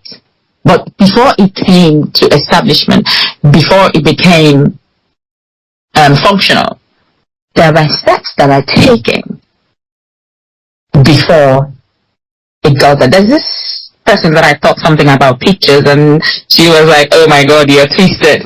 I said, "I'm not twisted. It is a picture. You see a picture. This person is this. Can you see the person's eyes? What do you think? Is this person happy? Is this person this?" So you look at the picture and all you see is the beautiful clothes and the beautiful background and the beautiful color. Now if you look at the person in the picture, before that picture was taken, who took the picture? What was that person's encounter before they got to the studio? That photographer, what had he encountered in order to achieve his presence? To attain that very picture, because he had to be present in the studio. Now the person who came to actually take the picture must have come with a box, a suitcase packed with clothes where they have to change and make up. I remember my mom taking us for photo shoot and the rest of it. So there are steps, there are events, there are stresses, and there are things in a system that really should not be there. That if you take them out, but for you to take them out, you need to know about them, and you need to be courageous enough to mention them. Sometimes you don't want to call things out because you have to explain these things. If you call it out, then it becomes something to be dealt with. To curb. So as I said earlier, we may not be able to change the direction of the wind, but we can change the sails. We can move it about in order to get to where we're going to. So when we begin to cut out these noises, then that is the act of reforming. We're trying to transform ourselves. And what are we transforming to? We're transforming to a better system. We're transforming to a better structure. So here in the UK, you don't just trust someone, there is a law for it. And before that happened, it wasn't that law wasn't there. But then it's all reformations, putting laws in place to get people. And I keep saying it, UK, all the Western world. They are more savage than Africans. I mean, we don't have law, but we still have that humanity in us, where we behave in a certain way. Well, regardless, or despite the foolishness. But in terms of humanity, we have a little bit at least of that in us. But where we are, if you take out the law, yeah, that aside. So the above concentrations will birth the what I mentioned, the sincere step and emancipation of mental object poverty, and exhibiting of patriotism and unity. I mean, that's actually what is missing in Igbo land at the moment. Igbo are missing that, because that is what we used to have, where the community will come together, send a child abroad to go to school, and this time that was even going on, you know. So these things are going back to our roots. This is one of, I mean, this should be one of it. You know, coming together as a community, and our school, community health center. This is what we should do. I mean, when we begin to do this, we are also reforming our place economically. We are. Right. So these concentrations will birth the social reforms, which is the reason we are on this quest. I mean, Biafra is about system, isn't it? And for that system actually to come to actualization, the people have to be in a certain way. They have to behave in a certain manner. They have to perceive things in a certain way. Sure. Yeah. So social reforms will be our organized efforts. So, for example, I said this: Nigerians came, end the bad governance. You don't know that as a people, you also have your own way. You also have a duty to perform as a person. People are part of the governance, ideally. I mean, where was the governor before he became a governor? He was a citizen. I mean, well, before he became a local government chairman or whatever he became, and then became a governor, what was he? He was an average citizen. And how was his behavior? So the people, or the government of or a system of a people, represent the people. That's right. Tells you who the people are. So if we have these social reforms, make it our organized efforts to improve our societal conditions and promote social justice through changes in policies, laws, and practices. And subsequently, we will aim to address various social issues like poverty, and that's it. So when we're doing all these societal conditions and promoting things, that's the reformation, which is the act. And then when we then have that change in poverty, alleviation, all of that, these are now the transformations. So we're transforming. So that goes to poverty, education, child labor, labor rights, and healthcare, often reflecting the prevailing ideologies of the time. And believe you me, man, the child labor is something that is prevalent in everywhere in Africa. Sure. I recall I went to my cousin's place not in London, in Lagos, and I was coming back to, I went to a program, and on my way back, I saw a little child carrying 20 liters of water. What's that thing called? There's this gallon that they use back home that is blue in color, or yellow, or white, or black. I think it's called 20 liters. And this little massive. 20 liters, massive. Thank you. I don't think he was up to 10 years old at that time. And I went berserk. In my head, I was imagining how this boy will not grow any longer, because I knew that would stunt his growth. Yeah. And I said to him, who asked you to come? He said, it's my auntie. I said, let's go. So I went with him to the house, and the woman, a troublesome woman, she tied a wrap around her chest, And Noah, with my who sent you message, you became an advocate. Yeah, I became and I was asking her, do you know what it means for this boy to do it? And she was looking at me like, waiting, confine you. Oh God. I said, is this your son? She said, no, my sister. I said, of course. You know, Africans, there's a certain kind of confidence you will exude, and in a certain way. I was so tiny, like, and I was questioning her, so she wasn't sure who I was. And you would have asked in the normal palace who sent you. They swear for you. No, it was later now that the whole gossip was going around the compound, right? So eventually I think she saw me and she said, oh, so this is Joyce's sister. and she was raving. She was telling my sister, oh, your sister came, and she was questioning me. Sister na police says. When we talk about reforms, Lolo, back the system of the zoo, it's all to do with law enforcement, police. the people, the citizens, the populace, don't realize their role in reformation and transformation. No, that's it, man. They don't. For example, let me come to Abba. If I come to before the election of the current governor, if you go to Abba now and said to people, you see this place, this is where, because at the time I was preparing to go and submit a proposal. That was in 2011. I wanted to, because I used Ibocha as my case study, because the station was on waste management, and I wanted to reform. Honestly, I didn't mind going to do the work myself, because I don't understand how people can live in a place as dirty as, you make it unbelievable. So if you go now and say to them, this is where you throw your bin, I kid you not, the same people you're trying to save from having a clean or from having a dirty environment, they won't do that. They will come at night and throw it on the road and run back into their house. Absolutely. So the information, people do not understand their job.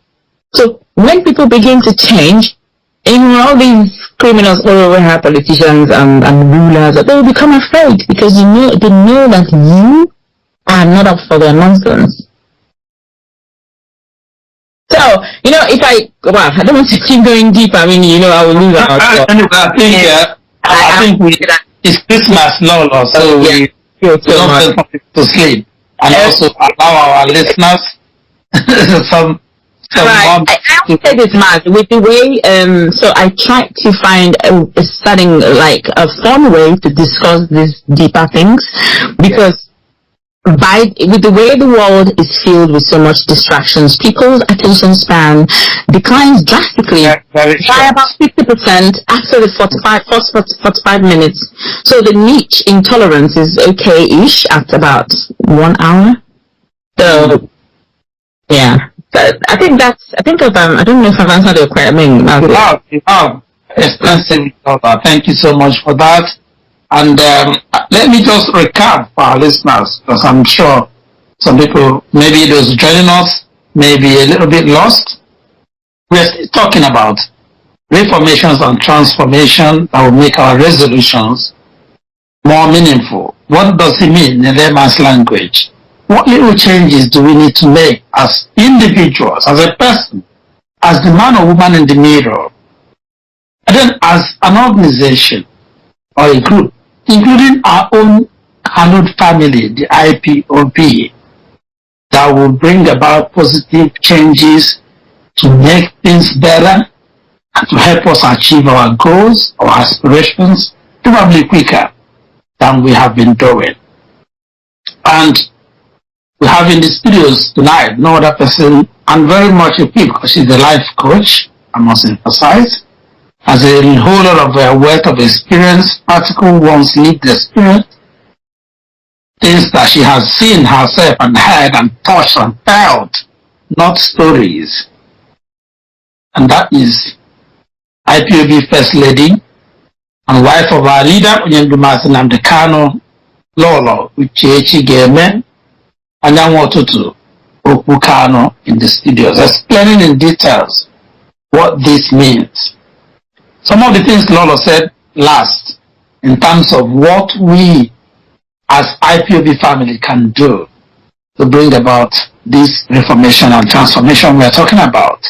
She mentioned things like unity of patriotism, sincerity of purpose, courage and consciousness to know exactly what needs reforming and go ahead and do it. Don't have to be afraid, and also being truthful in what you are doing. Transforming the systems and structure to be better. No gossips, no envy, jealousy, pettiness, and all the other things that set us back. No, yes, we are IPOB one family, but we are not in IPOB to form cliques or cabals or group favoritism to bend rules for one another. We have standing rules as set out in the Code of Conduct, and we have abiding principles and ethos that we must live up to. Because not just only Biafrans, Africans, if not the whole world, look up to us for that reformation and transformation that we are yearning for, which is not present in the zoo, and that is why we want to break away from the zoo. So we cannot be a replicate of zoo, and we are still asking for Biafra. That is hypocrisy. I, for one, will not sign up to hypocrisy. I will not be any party of it at all. If Biafra will not be any different from Nigeria or the zoo, I'm out of it. But thanks to Okadama, the vision and the mission which Nnamdi Kanu and the Directorate of State have stood firm and steadfast on is for a nation that is completely different, 360 degrees turn around from what the zoo is. And that's why I'm signed up to you to death. I believe that's what we are all here for. Those of us who are called, sincerely called for the mission, have signed up to this, and we must live up to it. The lines will be open very shortly. For those of us who are calling directly from the United Kingdom, the numbers to call, you can call direct. You don't have to go through WhatsApp. The numbers are, first line, 078-177-96032. I take that again, 078-177-96032. If you try that line and you don't succeed, you may try the second number, which is 077-589-28045.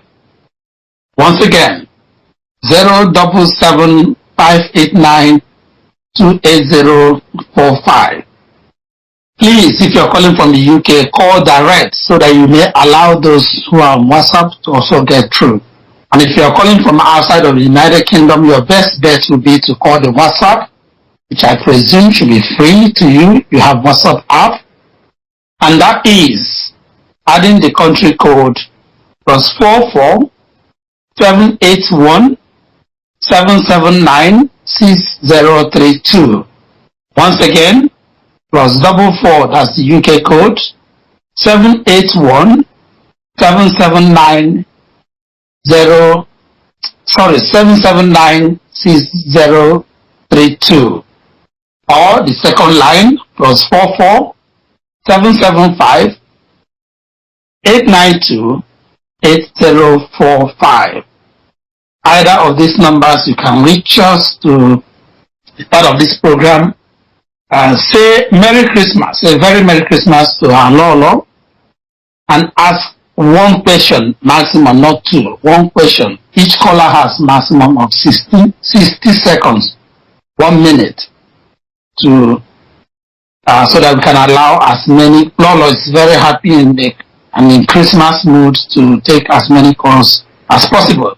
And hopefully with the cooperation and help of our able anchor person, Mazalozen, we may extend a little bit to allow your calls to come through.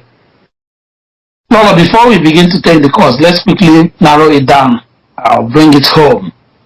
We talked about several qualities or attributes of transformational leaders, which it appears our current crop of political leaders in the southeast or Biafra land as a whole possess very little of. My heart goes to people who have gone to receive what was supposed to be Christmas palliative or relief, and they have ended up bringing so much grief to their loved ones that they left behind. The Okeja incident where people went to receive palliative, as we had in our news beat, from our brother Obi Jackson. He has a good heart. He hasn't done anything wrong. Please, let's not misinterpret or cast against people. Only God will judge. But he has been doing this for a couple of years now. But unfortunately, the system, we talked about system and structures in our place, allow for this level of poverty, this level of desperation, this level of frustration to come in that at Christmas, people are wondering, where will my next meal come from? And they are ready to do anything to get a meal on the table on Christmas Day. I think this is what led to the stampede. There was a similar one in Oyo State as well. 35 people died. The former wife of the they call her Queen Naomi, was trying to be kind to people. I know you, Lolo, you're a very kind person. You're one of those who wish our people will live a better life, and therefore you're philanthropist. And we try to do all this goodwill, it ends up in tragedy. Do our leaders have any attribute of transformation? Honestly, I just wish like sweeping away all these people that call themselves leaders, and let's have a new set of leaders. Mazi, this is, oh my God. It is very, very sad. It is very, very sad. But before I answer your question, Mazi, I think, because I always say this for people to, nobody has it all. No one is without problems. No one is without crises in their life. But in all that we face, it is very important to show the act of kindness. Having said that, there is, that is why you must have law in place. I managed to, well, because of my current situation, I do, from my little purse, I look after, I run a charity where I look after children. It's all Reformations as well, safeguarding and all of that, to make sure that these children go to school and whatever that stops them from going to school. Sometimes you have child labor stopping them from going to school. So these are the issues that we dealt with. You have what is it called? What's that thing called? What's that thing where what's that thing? I can't remember. My word is leaving me now because of this sad story. Trafficking, Mazi. Child trafficking. Yeah, child trafficking. So these are things that my charity would tackle as little. Get it here. Every little helps, as Tesco would say. So any help from this charity, help from that charity, as many hands as could do something that could be on the deck, then a lot of things will change. Now, if you, considering the level of hunger in the country, people become very hungry and lose their senses. Now, there's this thing about man shall not live by bread alone. I mean, we're talking about children in the case of the Oyo one, but in the case of someone throwing a party or organizing a palliative event where people will take place, it is imperative that you get security. You must have hands that will implement orderliness in that very, because imagine, I keep saying this, here in the UK, even if you take out the law people will become savages.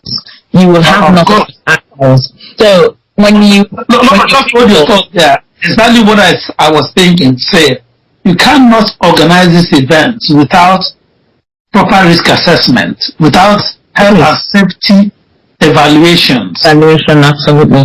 Before you start. And that is what you talk about, systems and structure. Especially when you have to do with children. Especially with children, you must be very, very careful. You must be very, very careful. When you have all of this, you make it in a way that canopy, they have for that tent. You put the tent. Well, now I don't know if they're listening to me. Any of these persons, if they come across this message, when you want to share this thing, you don't make it an open. Do not make it. So now go back to the history of Rome. The Romans. They had this sort of stampede. In time when they left what it was supposed to be and then go into games and the rest of, frivolous vanity or vain behaviors. You must have a tent. That is coming from my my suggestion. You have a place like a tent. It's just like somebody coming to vote. They put ballot paper and the rest or whatever it is, ballot box. So you must have a tent that those people you have called to come for palliative, they must pass through that tent. Now, that is you bridging any form of stamping. Now, the hands that you have brought on to implement orderliness in that environment, they control what happens on the outside. Now, if they have to be in a single file, when they're animal, they will end up fighting. But you're very correct. There must be crowd control measures. Even when we do our events here in the UK, part of what I complete every year is risk assessment, detailing crowd control, whatever you need to do. The entrance and exit doesn't have to be the same route. You don't have to go the same way you came in to go out. That is another way of controlling and preventing stampede. But our people like, if you're nice, Mazi, I've come to notice. In fact, this is a teaching, different teaching entirely, where people think because you're nice, then it means you're Dundee, or Mugu, because you have a good heart. That's why I want to change my name. That brain needs to be cleaned with cotton board and use castor oil to cleanse it, because that is a crazy twist of thought. It shows how mentally depraved and the mind, the abjective or the abject poverty of the mind of our people, for you to equate kindness to foolishness. So, well, having said that, Mazi, if they get a tent and implement those hands, which is security people, when they're wearing that their mask or whatever it's called, that their knee pad and the rest of people will respect them as well. You tell them. Single file. When somebody misbehaves, that's how firm I can be. If you misbehave or try to go in front of someone who's there before you, I send you out. Now, when that person leaves for misbehaving, the next person falls back in line, Mazi. That next person falls back in line. Single file, go through the tent or canopy or whatever, the cover, as if they're going to throw a vote. You go in, you say that, you see the other side, you go. That way, they can minimize these casualty level that there's always is. See, just this Christmas is been recorded twice in Oyo State and in Kao. No, reports say even some of these people slept at the venue overnight just to get in front of the queue. No. You, get on your way that is sharing this thing. You must consider the people coming for this thing. You have to, first of all, you need to analyze the economy. You need to check how the people see what I've done before the Christmas. A lot of people, because of the horrible economy that we're in, some people, man, they are not able to afford 1 square meal. Now, Now they have to go and buy water from borehole, whatever it's called. Yeah. What did I do? I secured a few hands. I gave it out as a project. They go to the stream where there was no borehole, Mazi, in my village. There was no borehole. No, there was none. That was the stream that everyone went to get water from. But over more than 20 years, the whole place, the whole bushes grew back, everything messed up, and resorted to... And that's clean water, clean natural water. It's been cleared and people are going to fetch. So only the way you go borehole goes to the stream to fetch water, and it's cleaner and purer than even the borehole water. Borehole or pure water, absolutely. Okay. So I could have malame from tank. Okay, yes. From tank, maybe got water, some river Niger and fetch water, whatever, and then and come to distribute it. That's the way they distribute water to Ndename block. When they get to block industries, they get some water delivery. So someone can also buy such and ask people to bring their bucket and fetch. You can also do that. But I don't have money to, create the one that, that everyone, borehole and the rest of it. Lolo, your project is a more creative one because for me, you are allowing the people get the sustainable water, And they also encouraging them to be physically active by going down to the stream themselves. People have a walk. And there's a lot of benefit to it. Yes, our people here as well don't really engage in. It's so sad how many lives we've lost in our IPOB family this year here in the UK. It's saddening. So that's a different conversation altogether. Trying to but the little things that one can do, like our men keep so much in their heart, that broke down at the youth and fundraising. The energy of the pain that people were carrying on their shoulders, I picked all of that and I broke down. Usually I wear out, my energy wears out when I come out from a crowd because I take up all the energies. And we need to talk, but find the right channel to talk. You talk, when you talk, you get better, you feel better. And when you cry, we tell our men, not the I don't know who said, I don't know. I'm not going to nothing. That is why you better they stay. What kind of get back? What kind of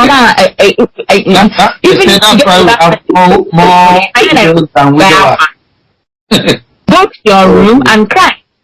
So don't let them for that Sunday Lolo with my team. Yeah. So it's important. So what am I trying to say? Curbing strategies in place to curb any. That's the thing. Okay, somebody say, I want to wear seatbelts. There will be no accident. Of course, you may not cause it by yourself. Someone may cause it. So it is important. By risk assessment, you anticipate. One of the things that I did in my job is to create problems. I create scenarios, simulation exercises. In disaster recovery, it's called simulation exercises. You just create one disaster and your team begin to, you see everybody running around to solve the problem. You just sit down and I create problems in my workplace. What the sort of problem? I create contingency plans. So it's called disaster recovery plans and management. So you create issues. You just sit down and create horrible things. If this happens, if this machine breaks down, if this and this person is not coming with their glucose. So there's a place I work as a master planner, and they didn't have a contingency plan in place. And that's one of the things that I implemented. You can't just have one supplier supplying you this, because it's a very expensive and rare material. What people call plan B. So, and that very company did was they declared force majeure, and in the force majeure you cannot sue them. So everything in the company shut down, like they stood still, and that was one of the most important ingredients in one of their insecticides. So in fact, most of the textiles that they produce there, that very material goes into it, and this very company declared force majeure. So when a company, first of all, declares force majeure, you can't sue them. So it's in the contract, you know, they put it in there. So you, as a manufacturing company, you stop production. Everything messed up, and some of the prepared ingredients needs to be used, otherwise they will go bad. You know, those sort of things. So these are risk assessments. These are the what-ifs that you need to do to put this in place. So for these people, next time anybody sharing anything, please, contingency place, risk assessment. Risk assessment. So it's very important. So Mazi, to talk about these are the governors or leaders, politicians or whatever. You can heard me calling someone a Dundee. He said Dundee is in Scotland, is it? It's in Scotland. I said, the geographical Dundee. Yes, it's not the geographical one, it's the informal one. Yeah. So these political leaders in Biafra, they possess no such quality, apart from the current man apart from the current governor in, God bless him and bless his wife and bless them. You can see that these are intelligent people. They are schooled. They are school. You know, and they're not just schooled, they are practical. They implement whatever it is that they have as knowledge. Now, as a leader, the most important attribute a leader should have, in fact, must have, is love and kindness, Manzi. Social and emotional intelligence. Self-reflection that we've just talked about up there. There must be reflection and then continuous learning. And I believe these are the bases upon which I read a thesis. I don't know if it's a thesis or a journal by a Yoruba. I can't remember what it was called. In fact, it was from that I referenced the 4 I's that transformational leaders, the 4 key components, characteristics of transformational leaders should have. And then when I kind of researched into that, it was first introduced by James V. Downton in 1973, and then enhanced further. So, you know, when somebody picks up your work and further, you know, enhance it or revise and maybe update it and the rest of it, and magnify it, by James MacGregor, I think, I can't remember the last name, 1978, few years after. So it is a style of leadership characterized by the ability to inspire and motivate people to achieve more than they initially thought possible. So the people will be doing their bit, and the leaders would also be doing their bit.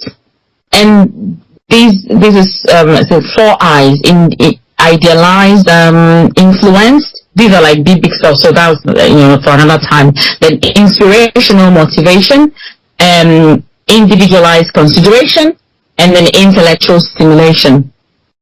And that's it. Continuous learning, as I just mentioned.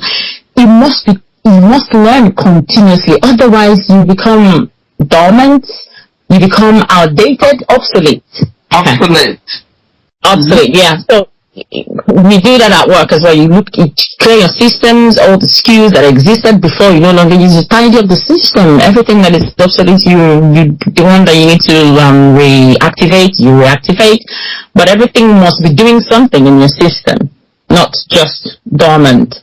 So these leaders, apart from the other states, I don't know if these people are human beings. I don't think they even know that people are existing. It's a big shame, Lolo. We'll talk about these leaders, their level of education, which is nothing. Paper qualification is nothing to me. You've already said it. The awareness, the emotional, physical, psychological, and other forms of intelligence that people should possess before they aspire to leadership. A lot of them have. We will talk about some of them. For example, Chukuma Soludo in Anambra State, and Hope Uzodinma. Well, he knows his Kwashoko completely. But we'll talk about them. Let me just quickly invite our listeners. I know a lot of them have been itching. Unfortunately, your network has been struggling, and it's not no fault of yours, because in the UK, as I said earlier, Storm Darrow, which is the storm we've been having for the past 2 weeks or so, is still raging. So keep trying. The numbers to call are, if you're in the UK, direct number. Please don't call through WhatsApp if you're in the UK. Call directly on 078 177 96032 or 077 58 928045. You have maximum 60 seconds, 1 minute, so that others can come in. If you're calling from outside of the UK, the lines are +44 78 177 96032 and +44 775 892 8045. You can call in. As I said, the guideline is simple. You're calling in to say Merry Christmas to our Lolo and Oyendo's family, and quickly ask one question, not two, one question. If you don't have any question, that's fine. Just say your Merry Christmas and the greetings. And you have 60 seconds maximum. Otherwise, you'll be yanked off the air. Thank you. Lolo, we've talked about this, our political leaders. What can our traditional leaders? We've seen the story of the Igbo Social Cultural Organization, EPES, because itself, Ohaneze and Igbo, has gone through 2 former President Generals in the presence of Professor George Obiozo and Chief Emmanuel Iwanyamu have all passed away. And only last week, Nze Fidelis Ozichukwu has been appointed into a position that he will only last for 3 weeks and then he'll hand over. What can our cultural, religious and other leaders do to help? But before you answer that question, Lolo, we have our first caller on the line. Hello, good evening, caller. Can you tell us your name, where you're calling from? And please quickly say your greetings to Lolo and ask one question, only one question.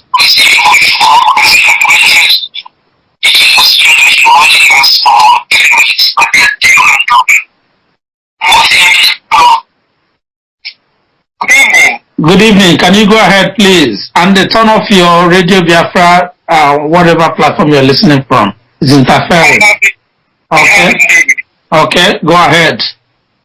Good evening, guys, and happy Merry Christmas. Merry Christmas to you, Machineke. Good evening. Our first leader, I'm going to be quick. I've listened to your thoughts based on reflections and transformations and the social reforms. Quickly, I know she's capable of answering this question. As our first lady, what will be your reflections to the current loss of lives all over Zoo due to people stampeding for food handouts? Thank you very much. I think she was already answering that question. I hope your network allowed you to hear it. Yes. Thank you, my brother. I can't remember what did he say his name is. I didn't get it, Mazi. Mazi DK, he said. Oh, Mazi DK, thank you very much. Problem today, so Abelaji was able to put this question across. Yes, I think I heard it. Mazi DK, God bless you. Thank you very much, and Merry Christmas to you and your family. In terms of the social reforms, maybe his network was bad. I had already talked about. Yes, I think probably he didn't capture that. But will we reshare this broadcast for those who was having some network issues so that you can get a recorded version which are. So yeah, that's been mentioned, but to just recapitulate, I did mention that for these to be cut, there is the certainty of having a stampede in a place of so why don't we have stampede when people go to these what is it called, red carpet and the rest of them. Now, when someone wants to share a palliative, you must run your risk assessment. First of all, there must be a constant. So I keep talking about this Kaizen. They like, for example, in your microwave, when you put a microwave, if it's not closed, you can't warm your food. So it's foolproof. You foolproof it. So you anticipate dangers. You anticipate disruptions. I mean, so, you know, somebody put umbrella. You know, why do you have umbrella? To protect yourself from rain, because it might rain. And you put this and you put that, spare tires just in case, and the rest of them, things like that. So these are risk assessment and, anticipation that this could happen. What if this happened? And, what would you do?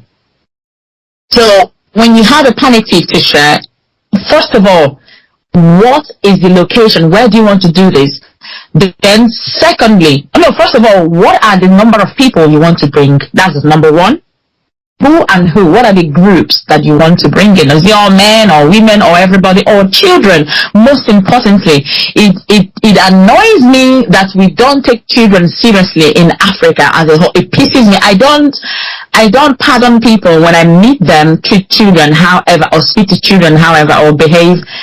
I believe that children are the future for tomorrow, and I know how these beautiful minds can be molded into a certain structure, and you just won't believe what your generation would be.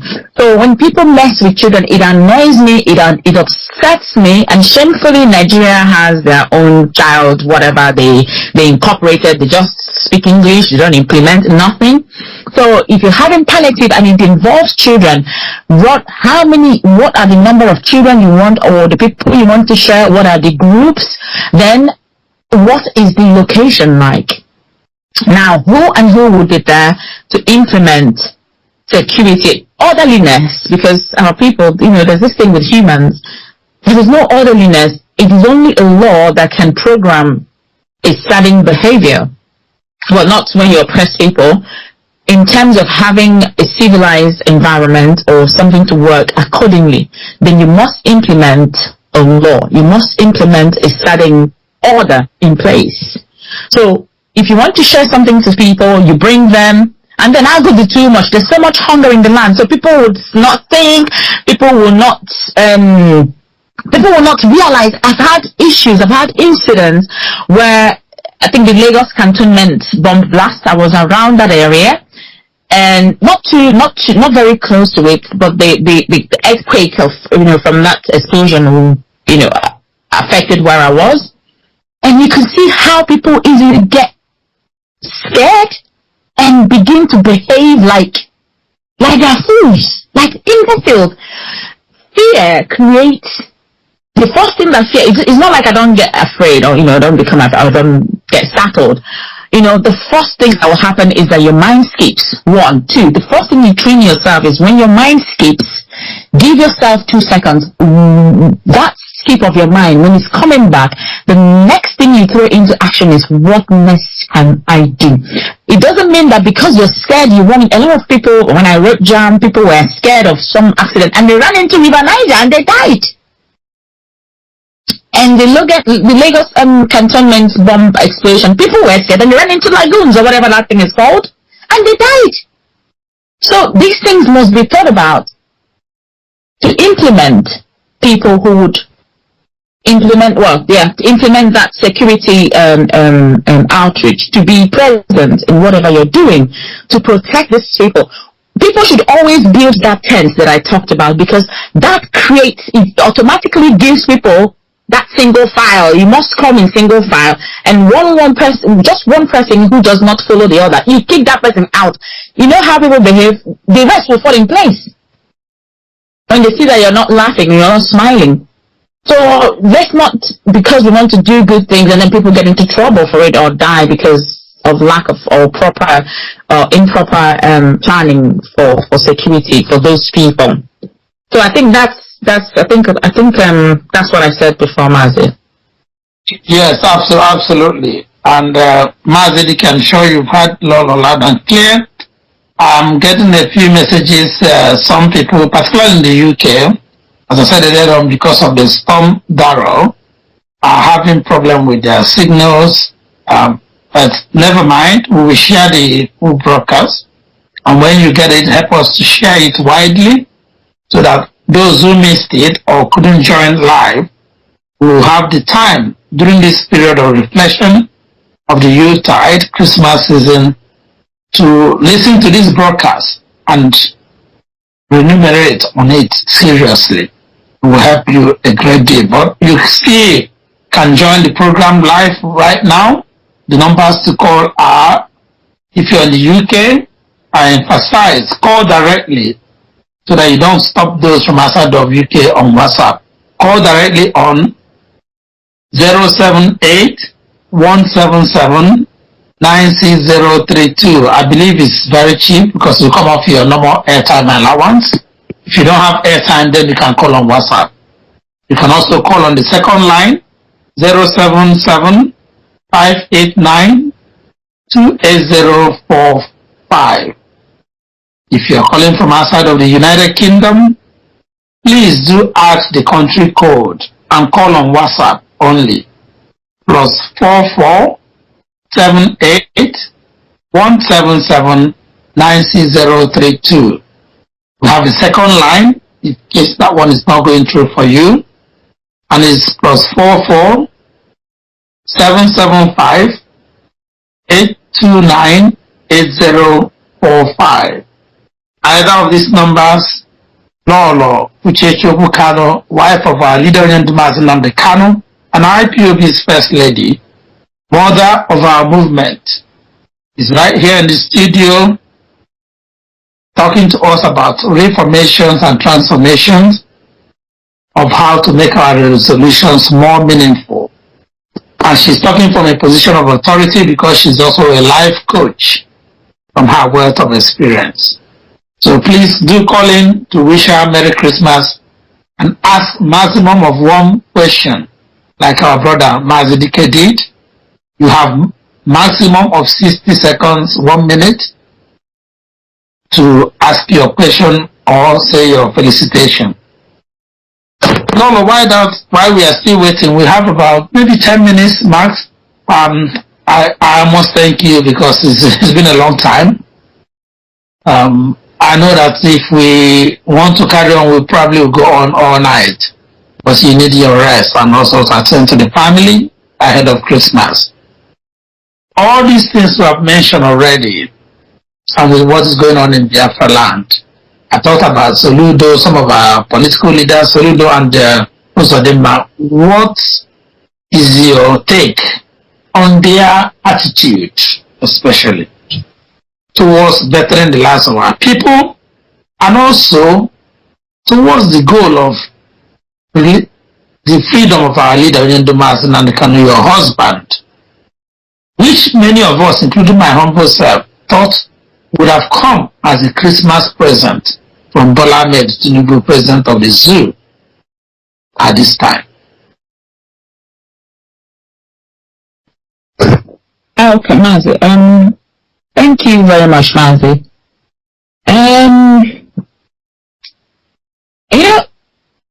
First of all, let me just mention the petition that I think we've gone over 8,000 now. We've gone 8,000 but it's taking more than 2 months. I mean, when that petition came out, I thought with the praises and things of our people towards Okwu-Kanu, that will just go like that, 10,000. Absolutely. And I wondered, because there was this, I don't know who sent me that link, where content creators created, they all created videos of praising Okwu-Kanu, Hamadike, we love you. And I saw over 1,000 or 10,000 comments, and I wondered, these people are under the petition. Anyway, what I'm trying to say is, as a people, what the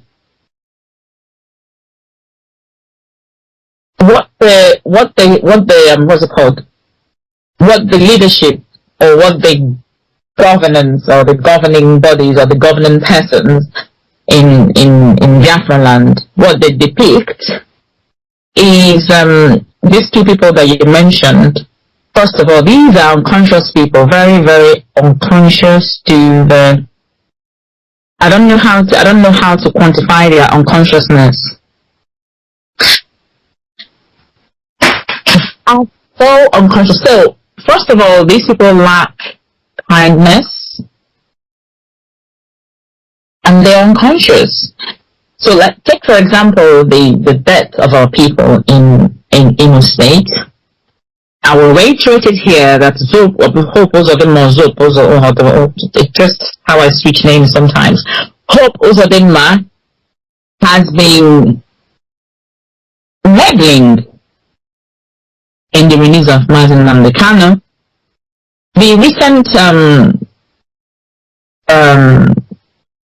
statement from Soludo, like I said, he's educated. I'm saying this. I talk to people with all due respect, but like you remember I said earlier, the fact that I've learned, I'm not the person. I don't know how to curse people, but I know very well how to tell elders off. I know how to do that. But I don't care who you are. Now, Soludo over time has shown that he should be in the classroom, basically just teaching people academic or subjects like whatever, economics. I had this lecturer who taught I think paleontology. Outside of that concept, outside of the context of teaching, when he speaks, you want to know who is this fool talking. Now, is that bad?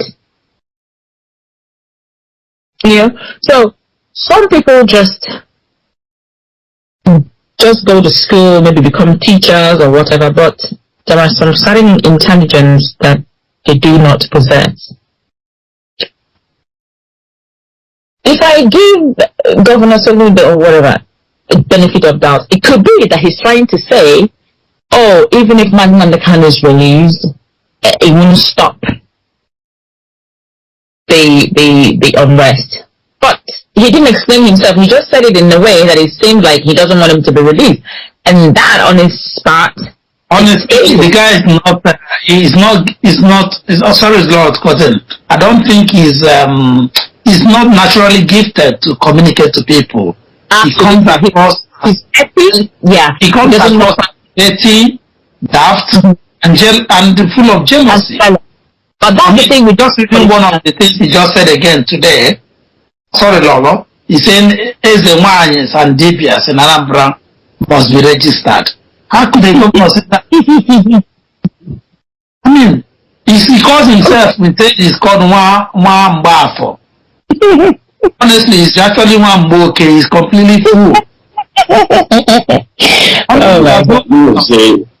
Nazi, based on what you all are saying, academic intelligence is different from common sense. And absolutely, they are not the same thing. They are not. Most of this. Soludo has proven himself to be completely empty, a non-entity. Has nothing in him. Not emotionally intelligent. Now, there's something. I mean, that just came to my head, and myself and Nabi Kim were talking about emotional intelligence. And I began to just create other intelligence for him. Like, you have the technical intelligence, and then you have the DIY intelligence, and you have the social intelligence. And something happened in our house. And we can do some things. And I asked him, why didn't you say that? He said, oh, I didn't want to say that because this and that. I said, okay, you know the emotional intelligence and the social intelligence we talked about some months back. He said, yes. I said, now that's the implementation. You have just implemented it. He said, and I said, high five. And he gave me a high five. So, these are different types of intelligence that people are, I keep talking, you know when I tweet, when I say conscious, I always put inverted comma, the apostrophe, like, in a quote. Conscious. Absolutely. And that means it's applicable. It's not everybody. It is applicable, and that tweet is for those who are conscious, because the unconscious one will not even know. They have no clue what I'm talking about. So Solodo is unconscious, including the rest of them. You know, these people, they behave like what was his name? Hope. This man has stood on the release of Okwu-Kanu. He kept meddling. That is the problem. Buhari did say that we will allow the court to determine the case of Okwu-Kanu. The court determined they're still not happy. And he was influencing the court's behavior, the court's decision. And the other ones on the this is, you know, this. Let me bring this to IPOB as well. When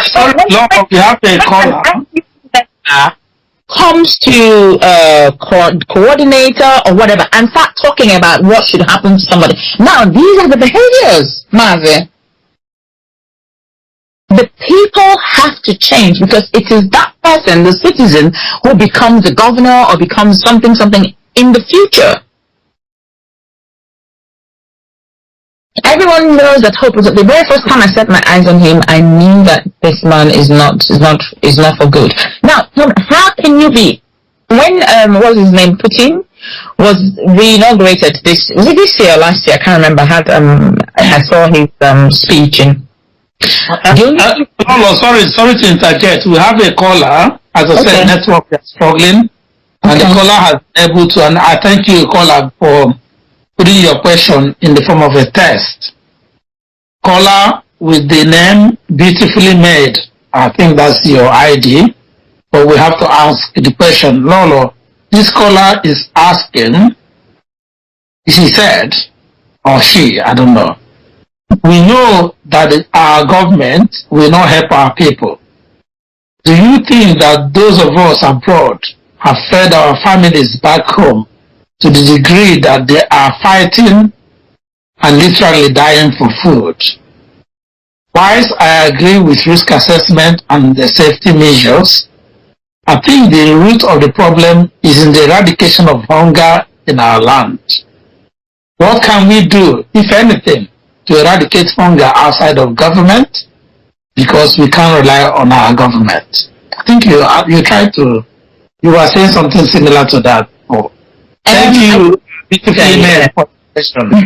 Thank you, Beautifully Made. That's a beautiful question.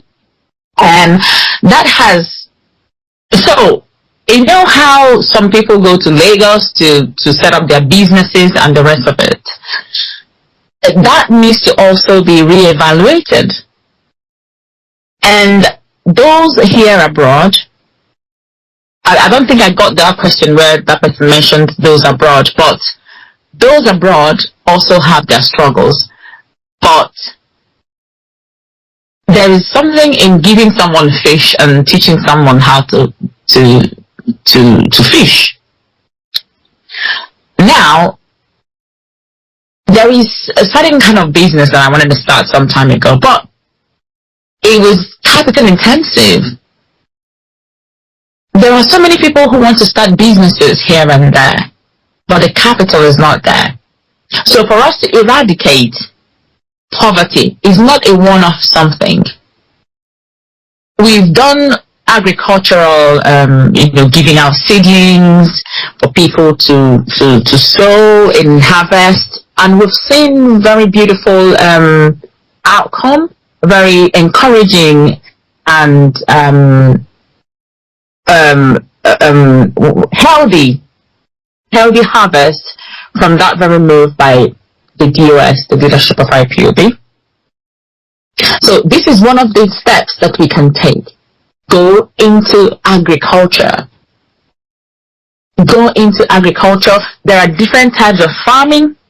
When my mom was alive, she had these very good hands in rearing agric, this chicken that, from, I think you can grow it for 6 or 8 months. From April, she had already started training the chicks coming to Christmas. So there are little things. For example, I did, what is it called? There's this curry leaf that I got It does not taste like curry, but someone packaged it and put it in a bottle and selling it in M&S, £1.50. So people abroad as well can encourage their people to do one and two things. For example, you can dry curry leaves very beautifully clean, not you know, and package it. You can package it and send it across to whoever you know can sell for you. Not just, it doesn't have to be abroad. You can do all this back home. There are several steps of what we can do to, and that's economic, economic reformation. So steps that we can take to better our lives. Poverty is not, when poverty comes to the level where you are not able to at least provide a square meal for yourself or for your family. Now, that's what it is. There's some rich people, they don't really eat that much. But you know how it is that sometimes when you have food, you just don't want to eat. But when the food is not there, you're so hungry. So my dear beautiful sister or brother, I don't know, beautifully made, we need to come together, and that is why we are under IPOB umbrella, to come together as a people to reform our things economically. We need to have that independence. We have our territory. So we're shouting, oh, we want Biafra. Now, thank God that you answered this question. The fact that we're seeking, there's this misconstrued concept of what seeking independence of our state. There's this misconstrued or misconception about the whole concept, which needs to also be reformed. We need to understand that because we are seeking the restoration of Biafra does not mean that other states are our enemies or other people are our enemies. We still use Naira. We need to run businesses.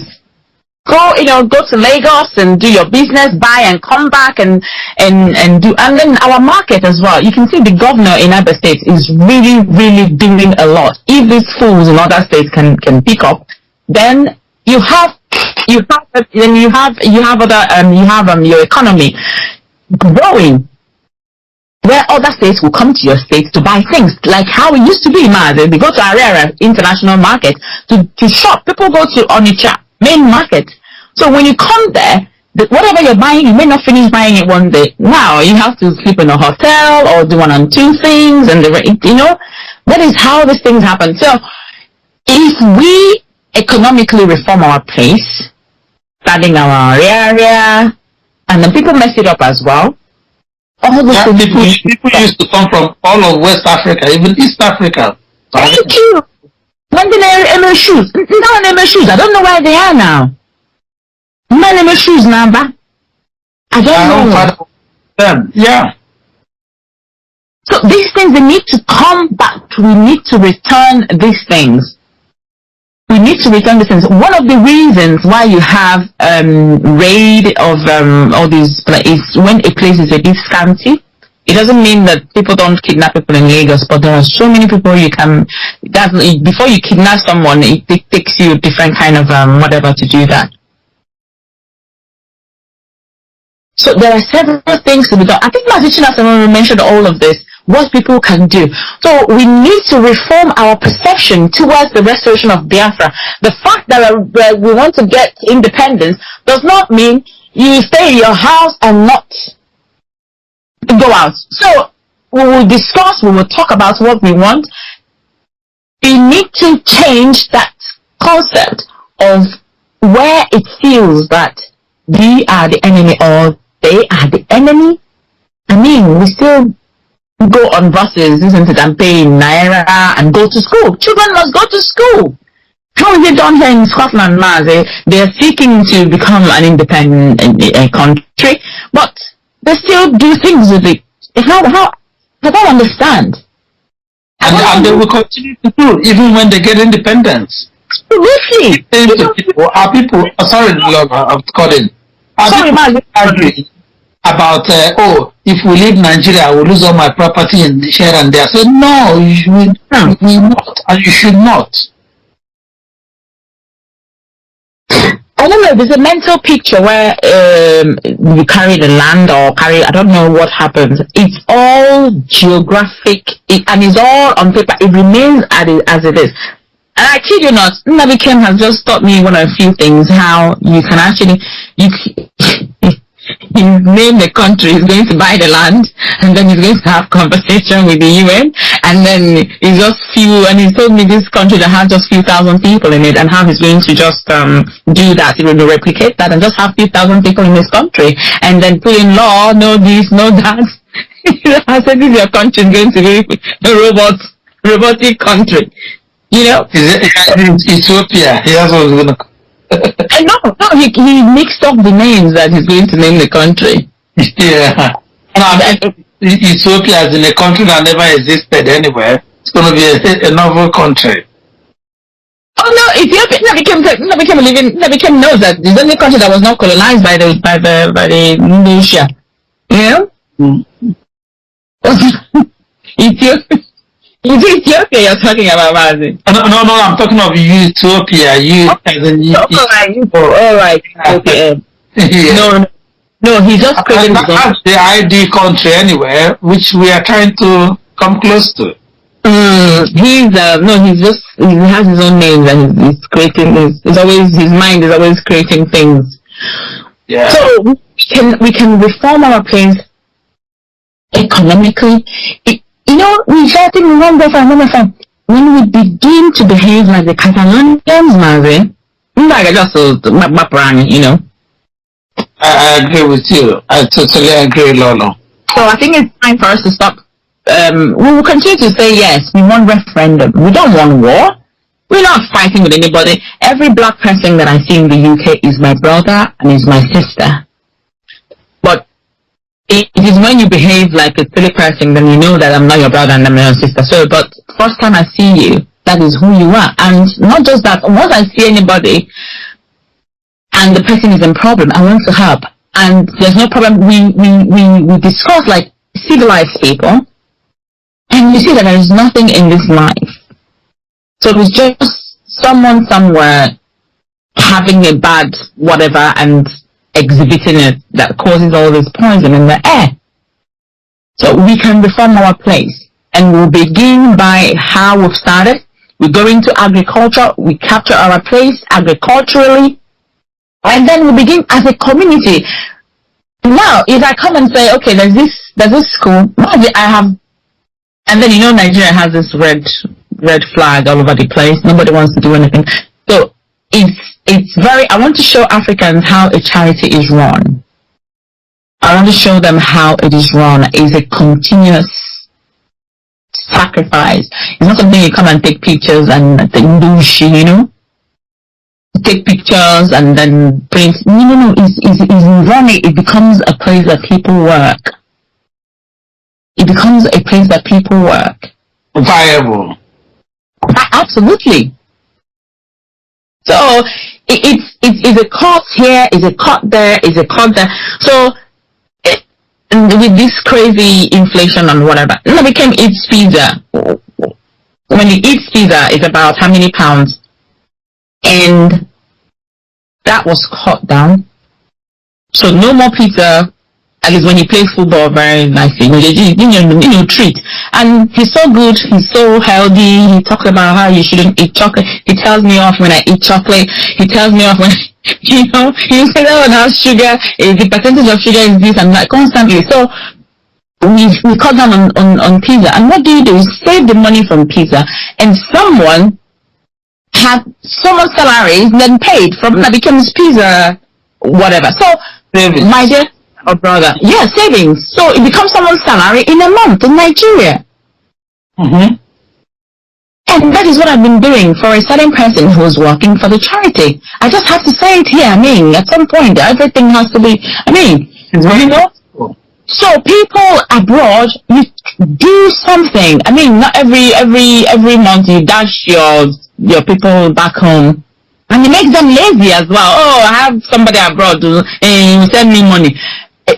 What do you want to do? Rare chicken, rare goats, rare ehibo. Start small, rare pigs and the rest of them. Plant pepper. Ugu and the rest of them. All this, like I said, someone has packaged curry leaves, dried one, tea and stew. It tastes, it's like bland leaf. It doesn't smell like it, doesn't taste like it. So imagine someone from back home drying very good curry leaves and packaging it and bringing it here. It's something. Or selling it in the market. You take it to ShopRite, and there are some supermarkets back home that you can take them to. So these things, and these days nobody wants to do any work. Nobody wants to work. I remember those days when I was in school. You have people coming around in the hostel. Any washer. They pick your clothes, they wash it, and you pay them. Absolutely. So some people like to take it for me and wash for me because I always pay. I always give tips, so they like to come to my side, basically. So there are several things to be done. Lolo, there is hunger and the rest of it, but the people abroad can help to push. So if we gather as an IPOB member, we come together and contribute money. And I know that when it comes to money, some people are just they're mentally unstable. Accountability is something that does not exist. Build a community clinic, and this, that. Everything somebody need this here. This is the receipt. This is what I paid. This is what I paid. At some point I did say, when everything is okay when Unity comes out, and whoever that wants help or whatever has to do with money, the person should come to me, because when I hear people crying that they sent money and whoever it was used it for something as rather than carrying out their project, it breaks my heart. It breaks my heart, and it's anyway. Anyway, thank you very much. I think you answered that question very well. We have a lot. We abroad have a lot to do to empower people, but it's to empower people to be productive, not to be consumers but producers. There are a lot of things that 50,000 naira, 100,000 naira can help somebody to be productive with, and that is proper empowerment. Not to give them 200,000 naira to lavish in the name of Christmas, and then they come back to you in January, cap in hand, begging, even cursing you, threatening your life. Enough. That's sheer stupidity, and we will not fund stupidity. We will not use our own hard-earned resources from abroad to fund somebody's stupidity. That is not in the spirit of Biafra. Lolo, we're going to take a short break. When we come back, we begin to wrap it up. We may have one or two more calls before we sign off.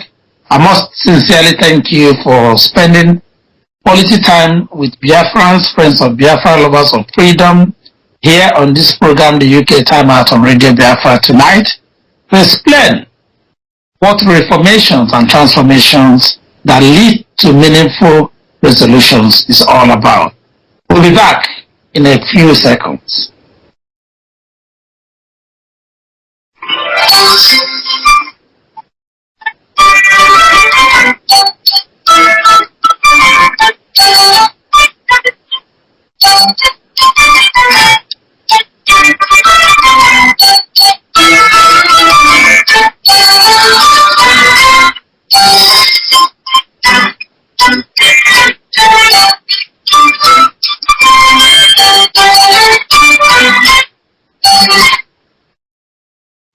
Welcome back to the UK Time Out on Radio Biafra.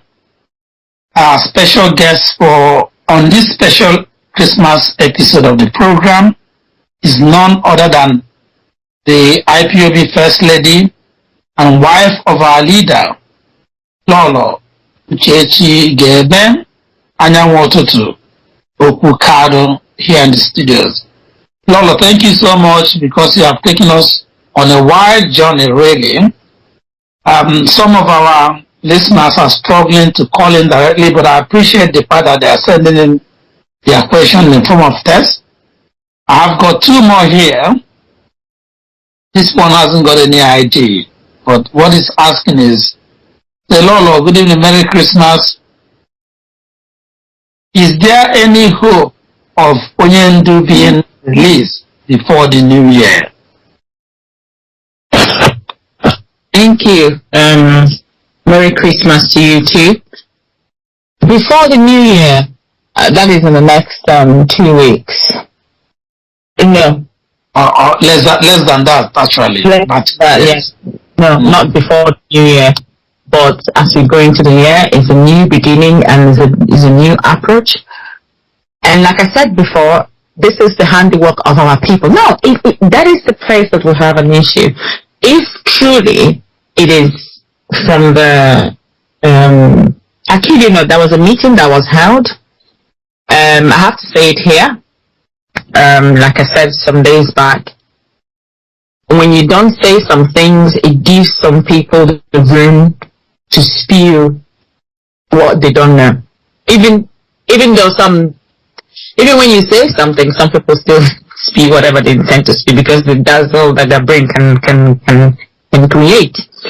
There was a meeting that was held. I won't mention them, but before Mazi Amechi, yeah. Yeah, no. Mazi Amechi, that lost Mazurike, God bless his departed soul. He attended that meeting in his ill health.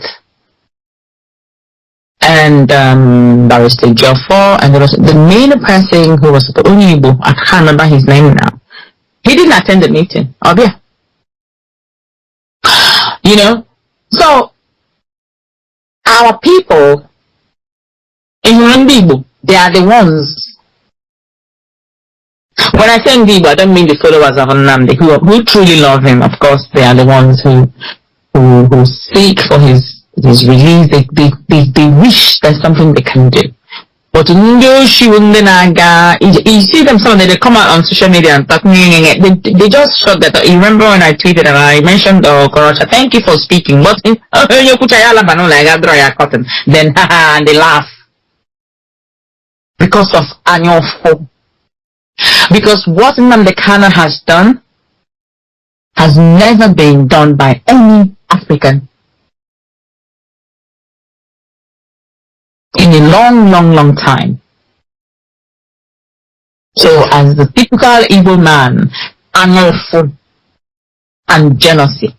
But one thing they do not understand is that as long as the sun rises in the east and sets in the west, as long as they do not know the beginning or the formation of the oceans, so will they not know how Nnamdi Kanu will be released.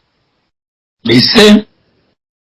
That is what I want to tell them. So that's the thing. The spirit of ancestors guiding people is real. So no matter what they do, no matter how they play it, that's all I have to say. But to answer that question, it is not before the new year, but it will happen in this year, 2025. You see, I take that as one of my own New Year's prediction, projection, and resolution as well. We all say to it. And it continues. I think, I don't know the same number, but there's no ID. No, it's a different number. But this one is asking, say, Lolo, good evening, ma. Merry Christmas to you and the family. We pray for you to come out very soon.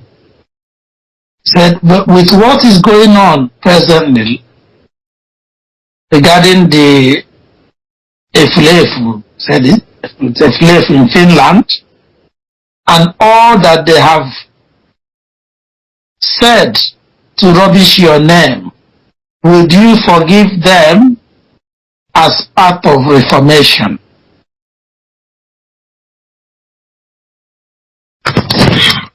They were my brother, and Merry Christmas to you and your family, or my sister, I don't know, whoever that is. And you know, I just said something before your question came. There are people that even when they forgive you, their ancestors, I will not forgive you. There are some people that the protection they get is different. Now, to answer your question, I had a lighter mind to all this stupidity because I saw it as something that imbeciles, in the manner that they behave. But it got to a certain point, and I took a decision and I took a step. I took 2 steps, and I took legal step and I took spiritual step. Because now I'm one Igbo, and in the time Alarum, there is a covenant that took place. It's called the Wabubandu. So people can talk about you in the light that they are. I mean, the way I'm feeling Nabikim, I don't think Nabikim will ever speak in that line. He doesn't even know that such nonsense exists. So I grew up in a certain way that I never knew that someone can lay an accusation on someone who is married. But then you see that this is how the people were damaged, how they grew up, or in the place, in the unit, or family, or location, however they grew up. That is who they are. And I ignored that because people can call you names. I've said that on the radio Biafra before. You have the ad hominem, and and it shows that people have low emotional intelligence and communicational skills. When they lose what they have nothing to say to you because of their low esteem and the rest of it, they throw names at you. So that I let go. And I ignored all of that. But when it became that some people began to create stories, I mean, sit down and create stories that never existed, I had to take a step. And in the process of getting a lawyer and writing, because there is what is it called? There is a punishment, either you pay a fine or you can be imprisoned in Finland for character defamation. And you need to have evidence. So I was gathering my evidences and preparing for that to happen when eventually he was taken.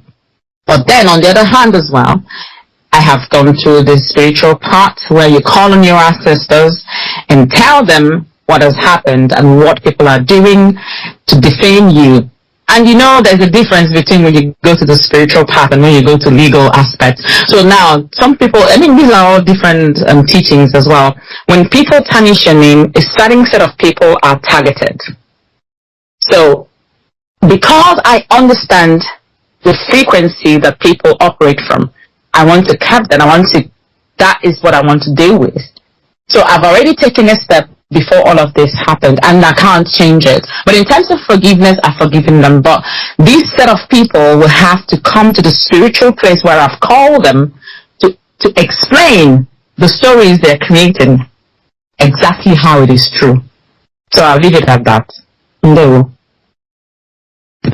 Ndewo, Lolo. I am in line with you.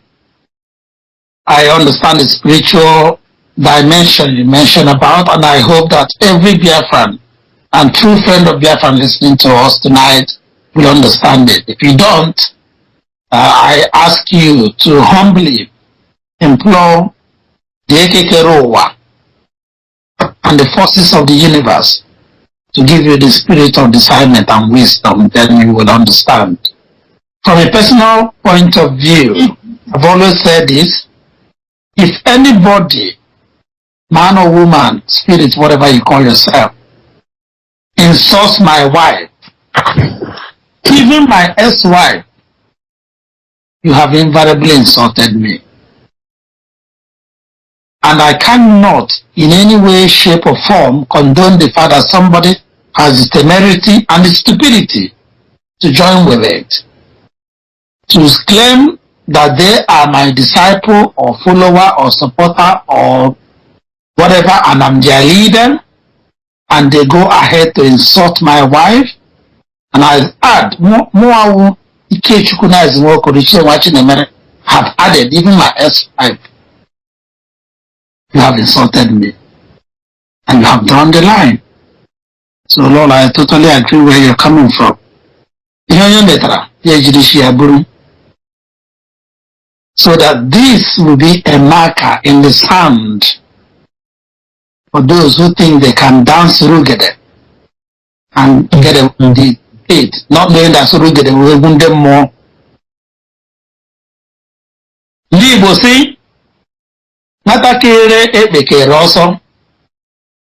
The dance of Ebe, anaghị eji guy abịa, ị ga-eji ọsọ na-abịa.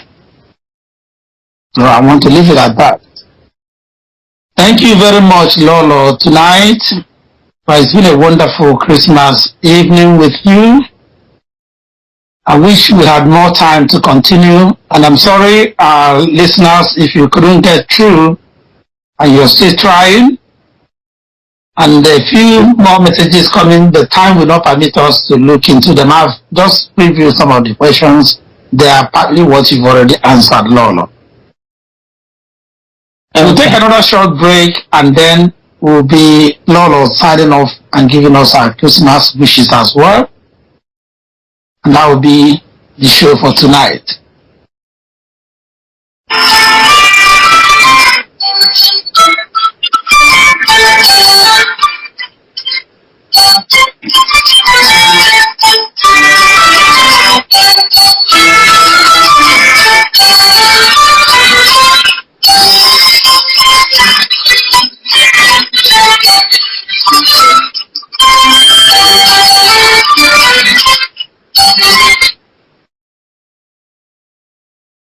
Oh, holy God, the stars are brightly shining. It is the time of our tears saved. Long lay the world in sin and error, pining till he appeared, and the soul felt its word of the real love. The weary world rejoices, for yonder reigns a new and glorious morn. On your knees, oh, hear the angels' voices. Oh, night divine. Oh, night when Christ was born. Oh, night, oh, holy night,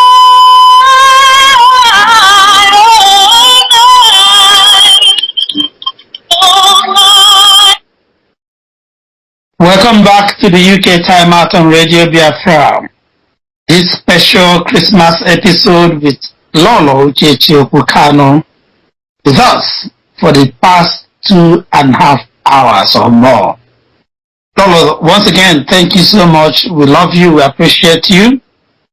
Once again, happy Merry Christmas to you and the family, and to our leader, Okwu-Kanu, where he is.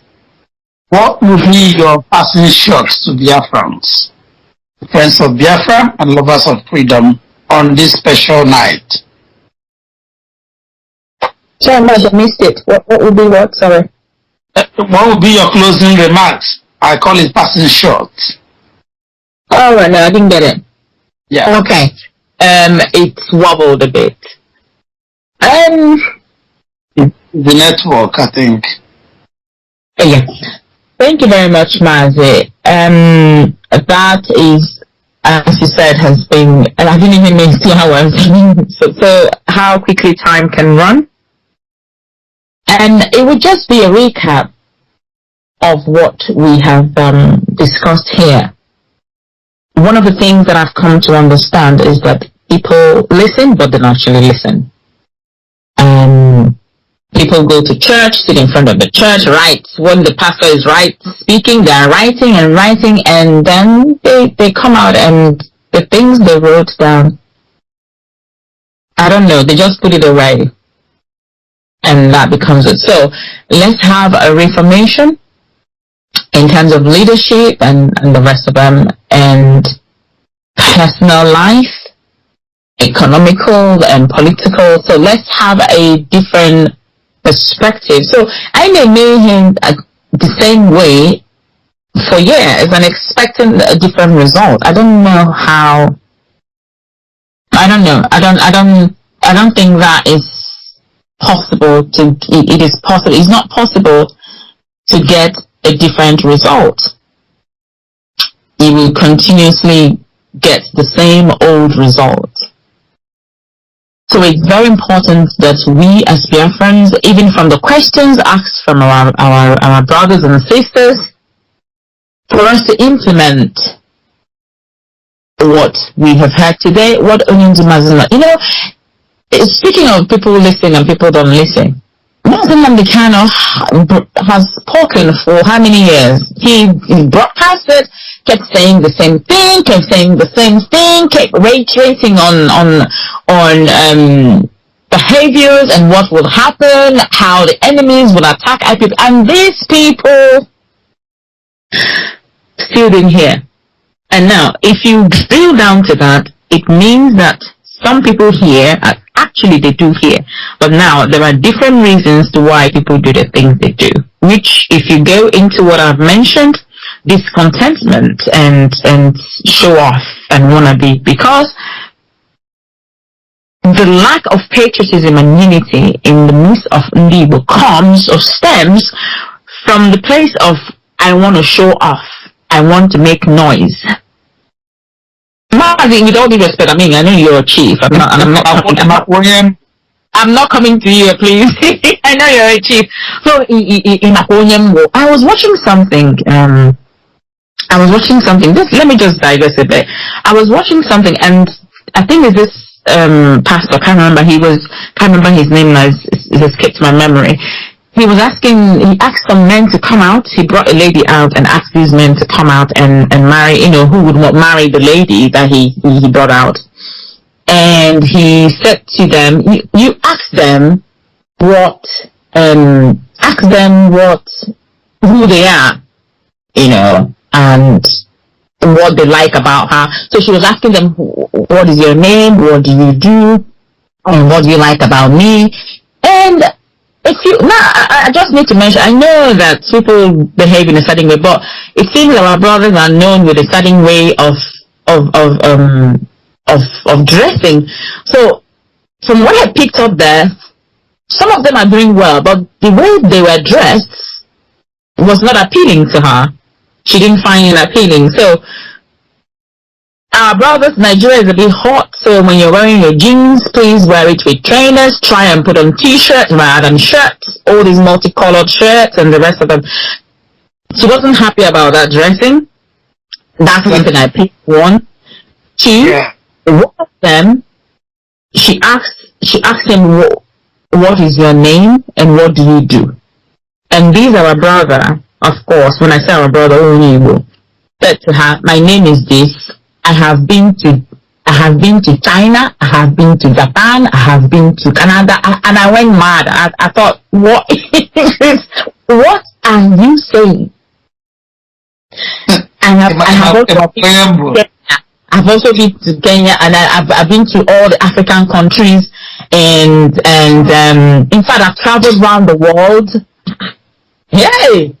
And that has not answered the question. Absolutely. So this show off had let us cut down on show off, because it is the show off that precipitated the outcome or the behavior of our people who put on their whatever it's called, and they want to be what is it called? What's the financial? What's that thing? What is it? What are they calling themselves? These ectoparasites. They have different, minister for this and all that. These fools, the reason they did what they did. Now, I keep talking about consciousness. They don't even know what they're doing. It is out of desperation to be seen as something that some of these people run off. So most of them are under Nnamdi Kanu.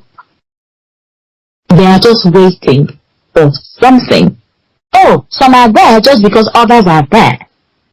And some are there and thinking, why am I not this? Why am I not that? So any place they see to go to become a coordinator or whatever it is, they just jump on to become. Not knowing that you have to have the traits and characteristics of a coordinator. So we need to reform our understanding about a place or of a thing. I do that at work. I attend meeting. I don't care if you're my manager. If I attend that meeting 3 times and you're telling me the same thing, I start creating my own meetings. I will not attend that meeting because you're wasting my time. I want to come to a meeting, first time introduction, the second time I'm coming with things that I've done, we're reviewing it, next line of action. Everything that I do is continuous improvement. Everything that I do must have meaning. So it is not about being an IPOB member. When there is something, everybody, you need Barrett and whatever, Barrett and to the muffler and, uniform. That's just good. I see some of our people, that's what I see. It's all about show off. I belong to this group. What do you do to better that group? Attendance, just to answer the real call. And then that's it. You lay back. When there is something to be done, you don't see, everything is not about money. Everything is not about money. Ego. When they say evil person likes money, it is not because other people don't like money. It is how you depict your desperation for it. It is how you depict your when you see it, how you behave. A society where a person's personality of good morals no longer matter. It is about how wide the Akupeiji is. You know, as the chief, Minka, one of Undindiche, Manzi Uno here, I am more chief 1, 2, I do this, I do that. Chief is no longer fashionable, it's not enough. You have to now be either double chief, triple chief, high chief, and all the stupidity that our people are putting as appellation. Oh, okay. Here I was thinking that I know what's going on. So it's now that's the update. Now you know. And people will force their whatever guy chief. And I asked the brother, I said, what does this mean? I mean, well, I want to understand what impact. Oh, it's because if you talk in public, you will be recognized. Somebody like me will not recognize. If you don't behave and respect yourself, I will not recognize you. Also, you will chief start times of the whole of Igbo land. If you don't behave properly, I will tell you off. So our people need to understand that there is more to life. Then you must find a deeper meaning. A lot of people are just living. Did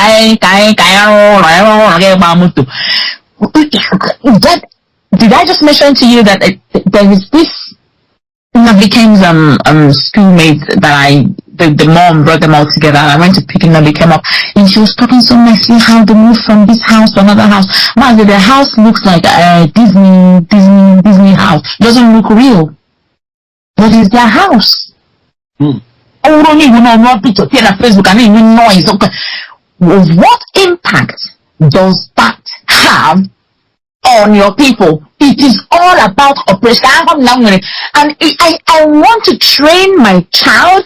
Not that I want to train my child. I've trained him already. You need to speak with him and make him for one hour. Train your child to understand, instill in your children the values of perseverance and humility. Even though you're religious, you must have humility and a deep sense of respect, values of life, telling, and family. Make your household not just a place where people come and sleep and make it a sanctuary of knowledge. Make it a sanctuary of loyalty. And make it a story of those that have fought for justice. To enact change in history. May my history. Just discuss the new good things that your grandfather did in the village and the rest of it. When you tell these stories, you imbibe a lot in your children. Growing up, my mother was always telling us stories.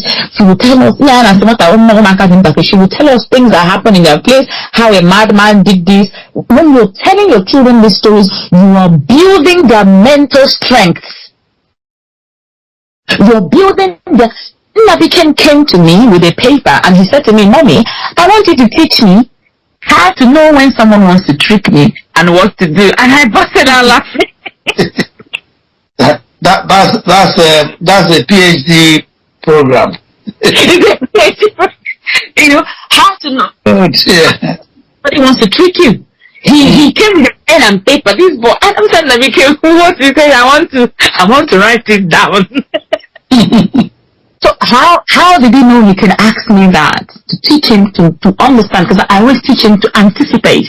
Because in many people, it is that ability, and I always say this, there are things known, there are things unknown, but in between these two is the door of perception, is the window of perception. So even that Abafa, it's not everything you would know. You can see things, it's not everything you can see.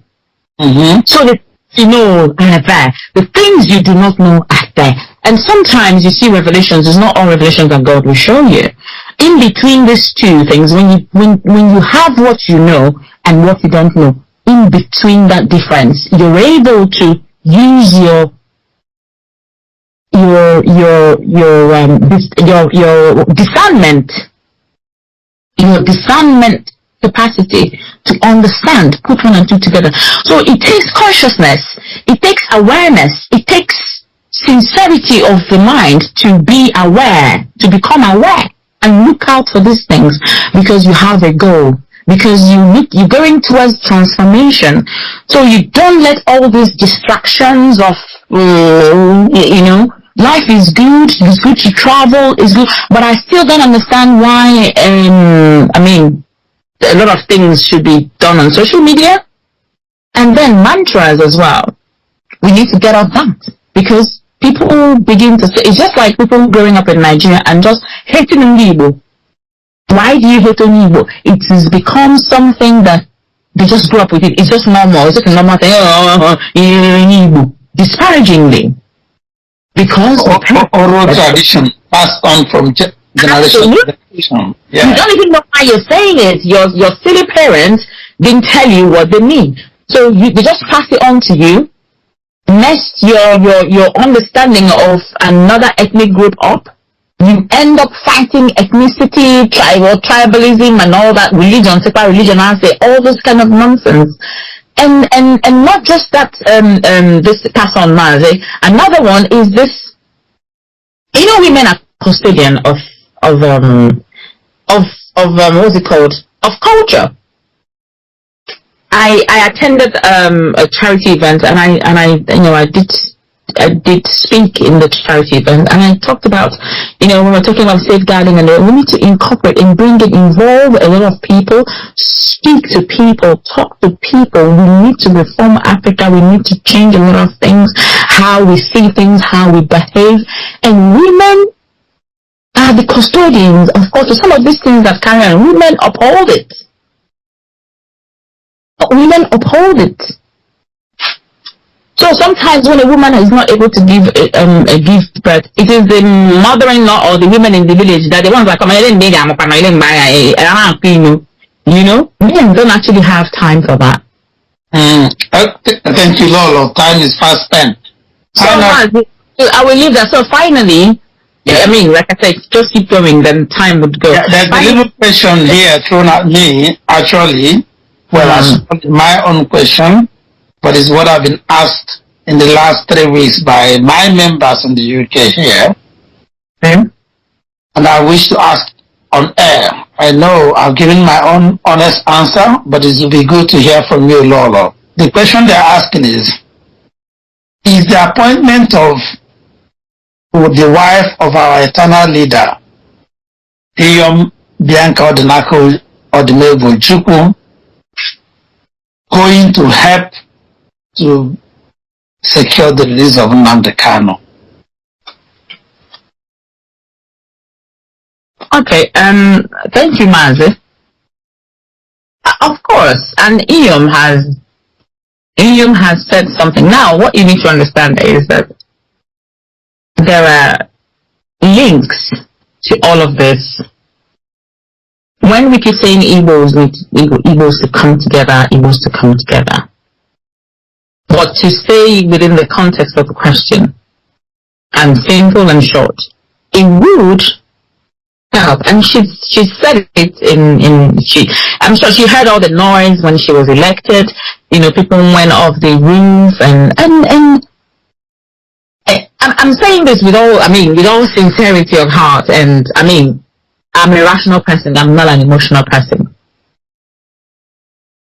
You want her not to take, is one of the noise that I heard on social media, not to take the position, reject it and say, no, I won't take it, except you releasing Nnamdi Kanu or no. She has to take it and then do the work that comes from it. Now, is a foreign office about foreign affairs and the rest of it. So these will all be incorporated in her line of work. So it will help. It should help. And she has said it, that she will do all that she can to make sure that Nnamdi Kanu is released. She's been outspoken from day one. Thank you. So I was going to say, even before her new office, she's gone to, since Nnamdi Kanu was taken, she's been in the US twice or so, and last time as well, she did say to me, I'm going, and this is all, and she's been speaking out about it. Honestly, Lolo, before she went to the US, in April 2022, yes, she was in Kent, where she first declared openly, I was privileged to be one of the guest speakers at the summit where she was, and she spoke after me. And she referenced a lot of my presentation. Wow. Very categorical and clear to say that without IPOB and the ESN, our land and our people would have been captured and seized. Now, there's something on, this is a very good platform as well to mention this. Our land would have been overrun. Now, there are kidnapping going on. When your people are kidnapped, then you now pay ransom of millions, hundreds of millions. Why can't you improve IPOB ESN? Why can't you say, let me donate to these people for what they are doing? Because I know that if so many of them are able to get something for their family, a lot of people will join. Security, abroad. One of our sisters has asked about how we can reform our place from those abroad as well. Contributions. We can contribute. That is how in the past communities have come up to do things. If not for IPOB, I don't understand. Nnamdi Kanu was sleepless for weeks. He would not sleep. How can we be in a place where we cannot be protected by our government? This is something that, and these men came out to protect our people. And those abroad that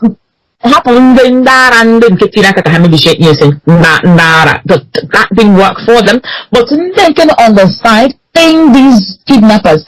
Can't you that money just anticipate in terms of averting these mishap and the rest of it? You engineer and build a more stronger hold that can protect the people. ESN with proper training and proper funding, and it will be safer. I kid you not, people from Lagos will be coming. They will be running back to Anibo. But because people are running off, running out, it's becoming a bit scanty. But those things are changing, Mazi, and that's good news. It's changing, but because it's changing, we just need to improve it. So our people need to do better. rather than going to Lagos and buying your land and buy it now and build it. All the uncompleted building, if you can no longer complete it, you sell it off and maybe do something smaller. And stop creating all these tiny bit of holes and then people who support these things, they need to come out and say, I saw this person's behavior was somehow, he needs to be checked, and there was police, but our people have their own jobs to do. When we do things to support the nonsense going on, and then we continue to go, but when the people now change, it will begin to transcend into other places.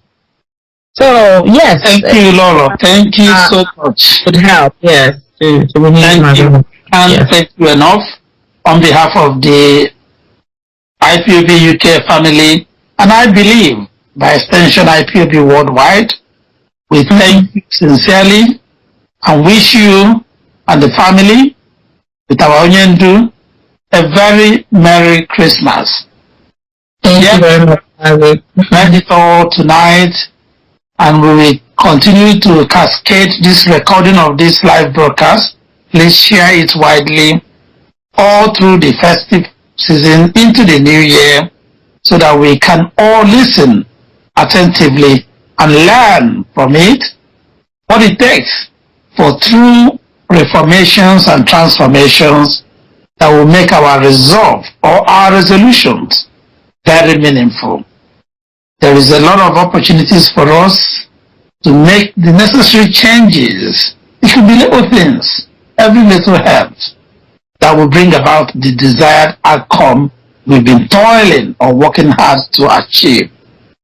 And as you do that, don't forget that IPOB leadership has assured us of a safe and secure festive or Yuletide season is already begun, because the ESN, our last line of defense, has been mandated to provide us security and safety.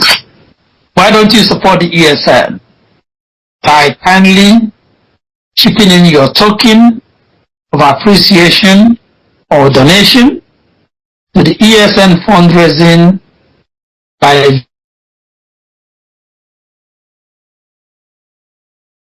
www.ipob.org/donate, or contacting the IPOB UK family through the phone number that you use for this call, +44 7817796032, or emailing chiefnicen@gmail.com. That's chief NICEN UKNC@gmail.com, and tell us how you wish to support. Don't forget, our security is a collective responsibility, but the ESN have put their lives on the line to help guarantee our security. That's why we draw the curtains of this special edition of the UK Time Out on Radio Biafra. Once again, very massive thank you to Lolo, Uchechi, Okwu-Kanu, our special guest tonight, and also a big thank you to the IPOB UK Media and IT Innovation team who package this program week in, week out. Not forgetting our Radio Biafra anchor, Maazi Bertrand Alozie, for his wonderful support and technical guidance to ensure that this program come to you live and direct tonight. We'll be back next Sunday with yet another interesting topic. Stay tuned and join us on our social media platform to catch the latest updates as we come your way. Until then, it's a very Merry Christmas from me. From here is good night and God bless. Lolo, Uchechi, wishing you Christmas, all of you, to your family. Thank you, Maazi. I wish you the same, and all Biafrans, Merry Christmas to you all, and God bless you. Chief, and there we'll see you all next week. Merry Christmas to you, Maazi. Merry Christmas, Lolo. Merry Christmas, Mazu. Bye-bye. Now a silent night.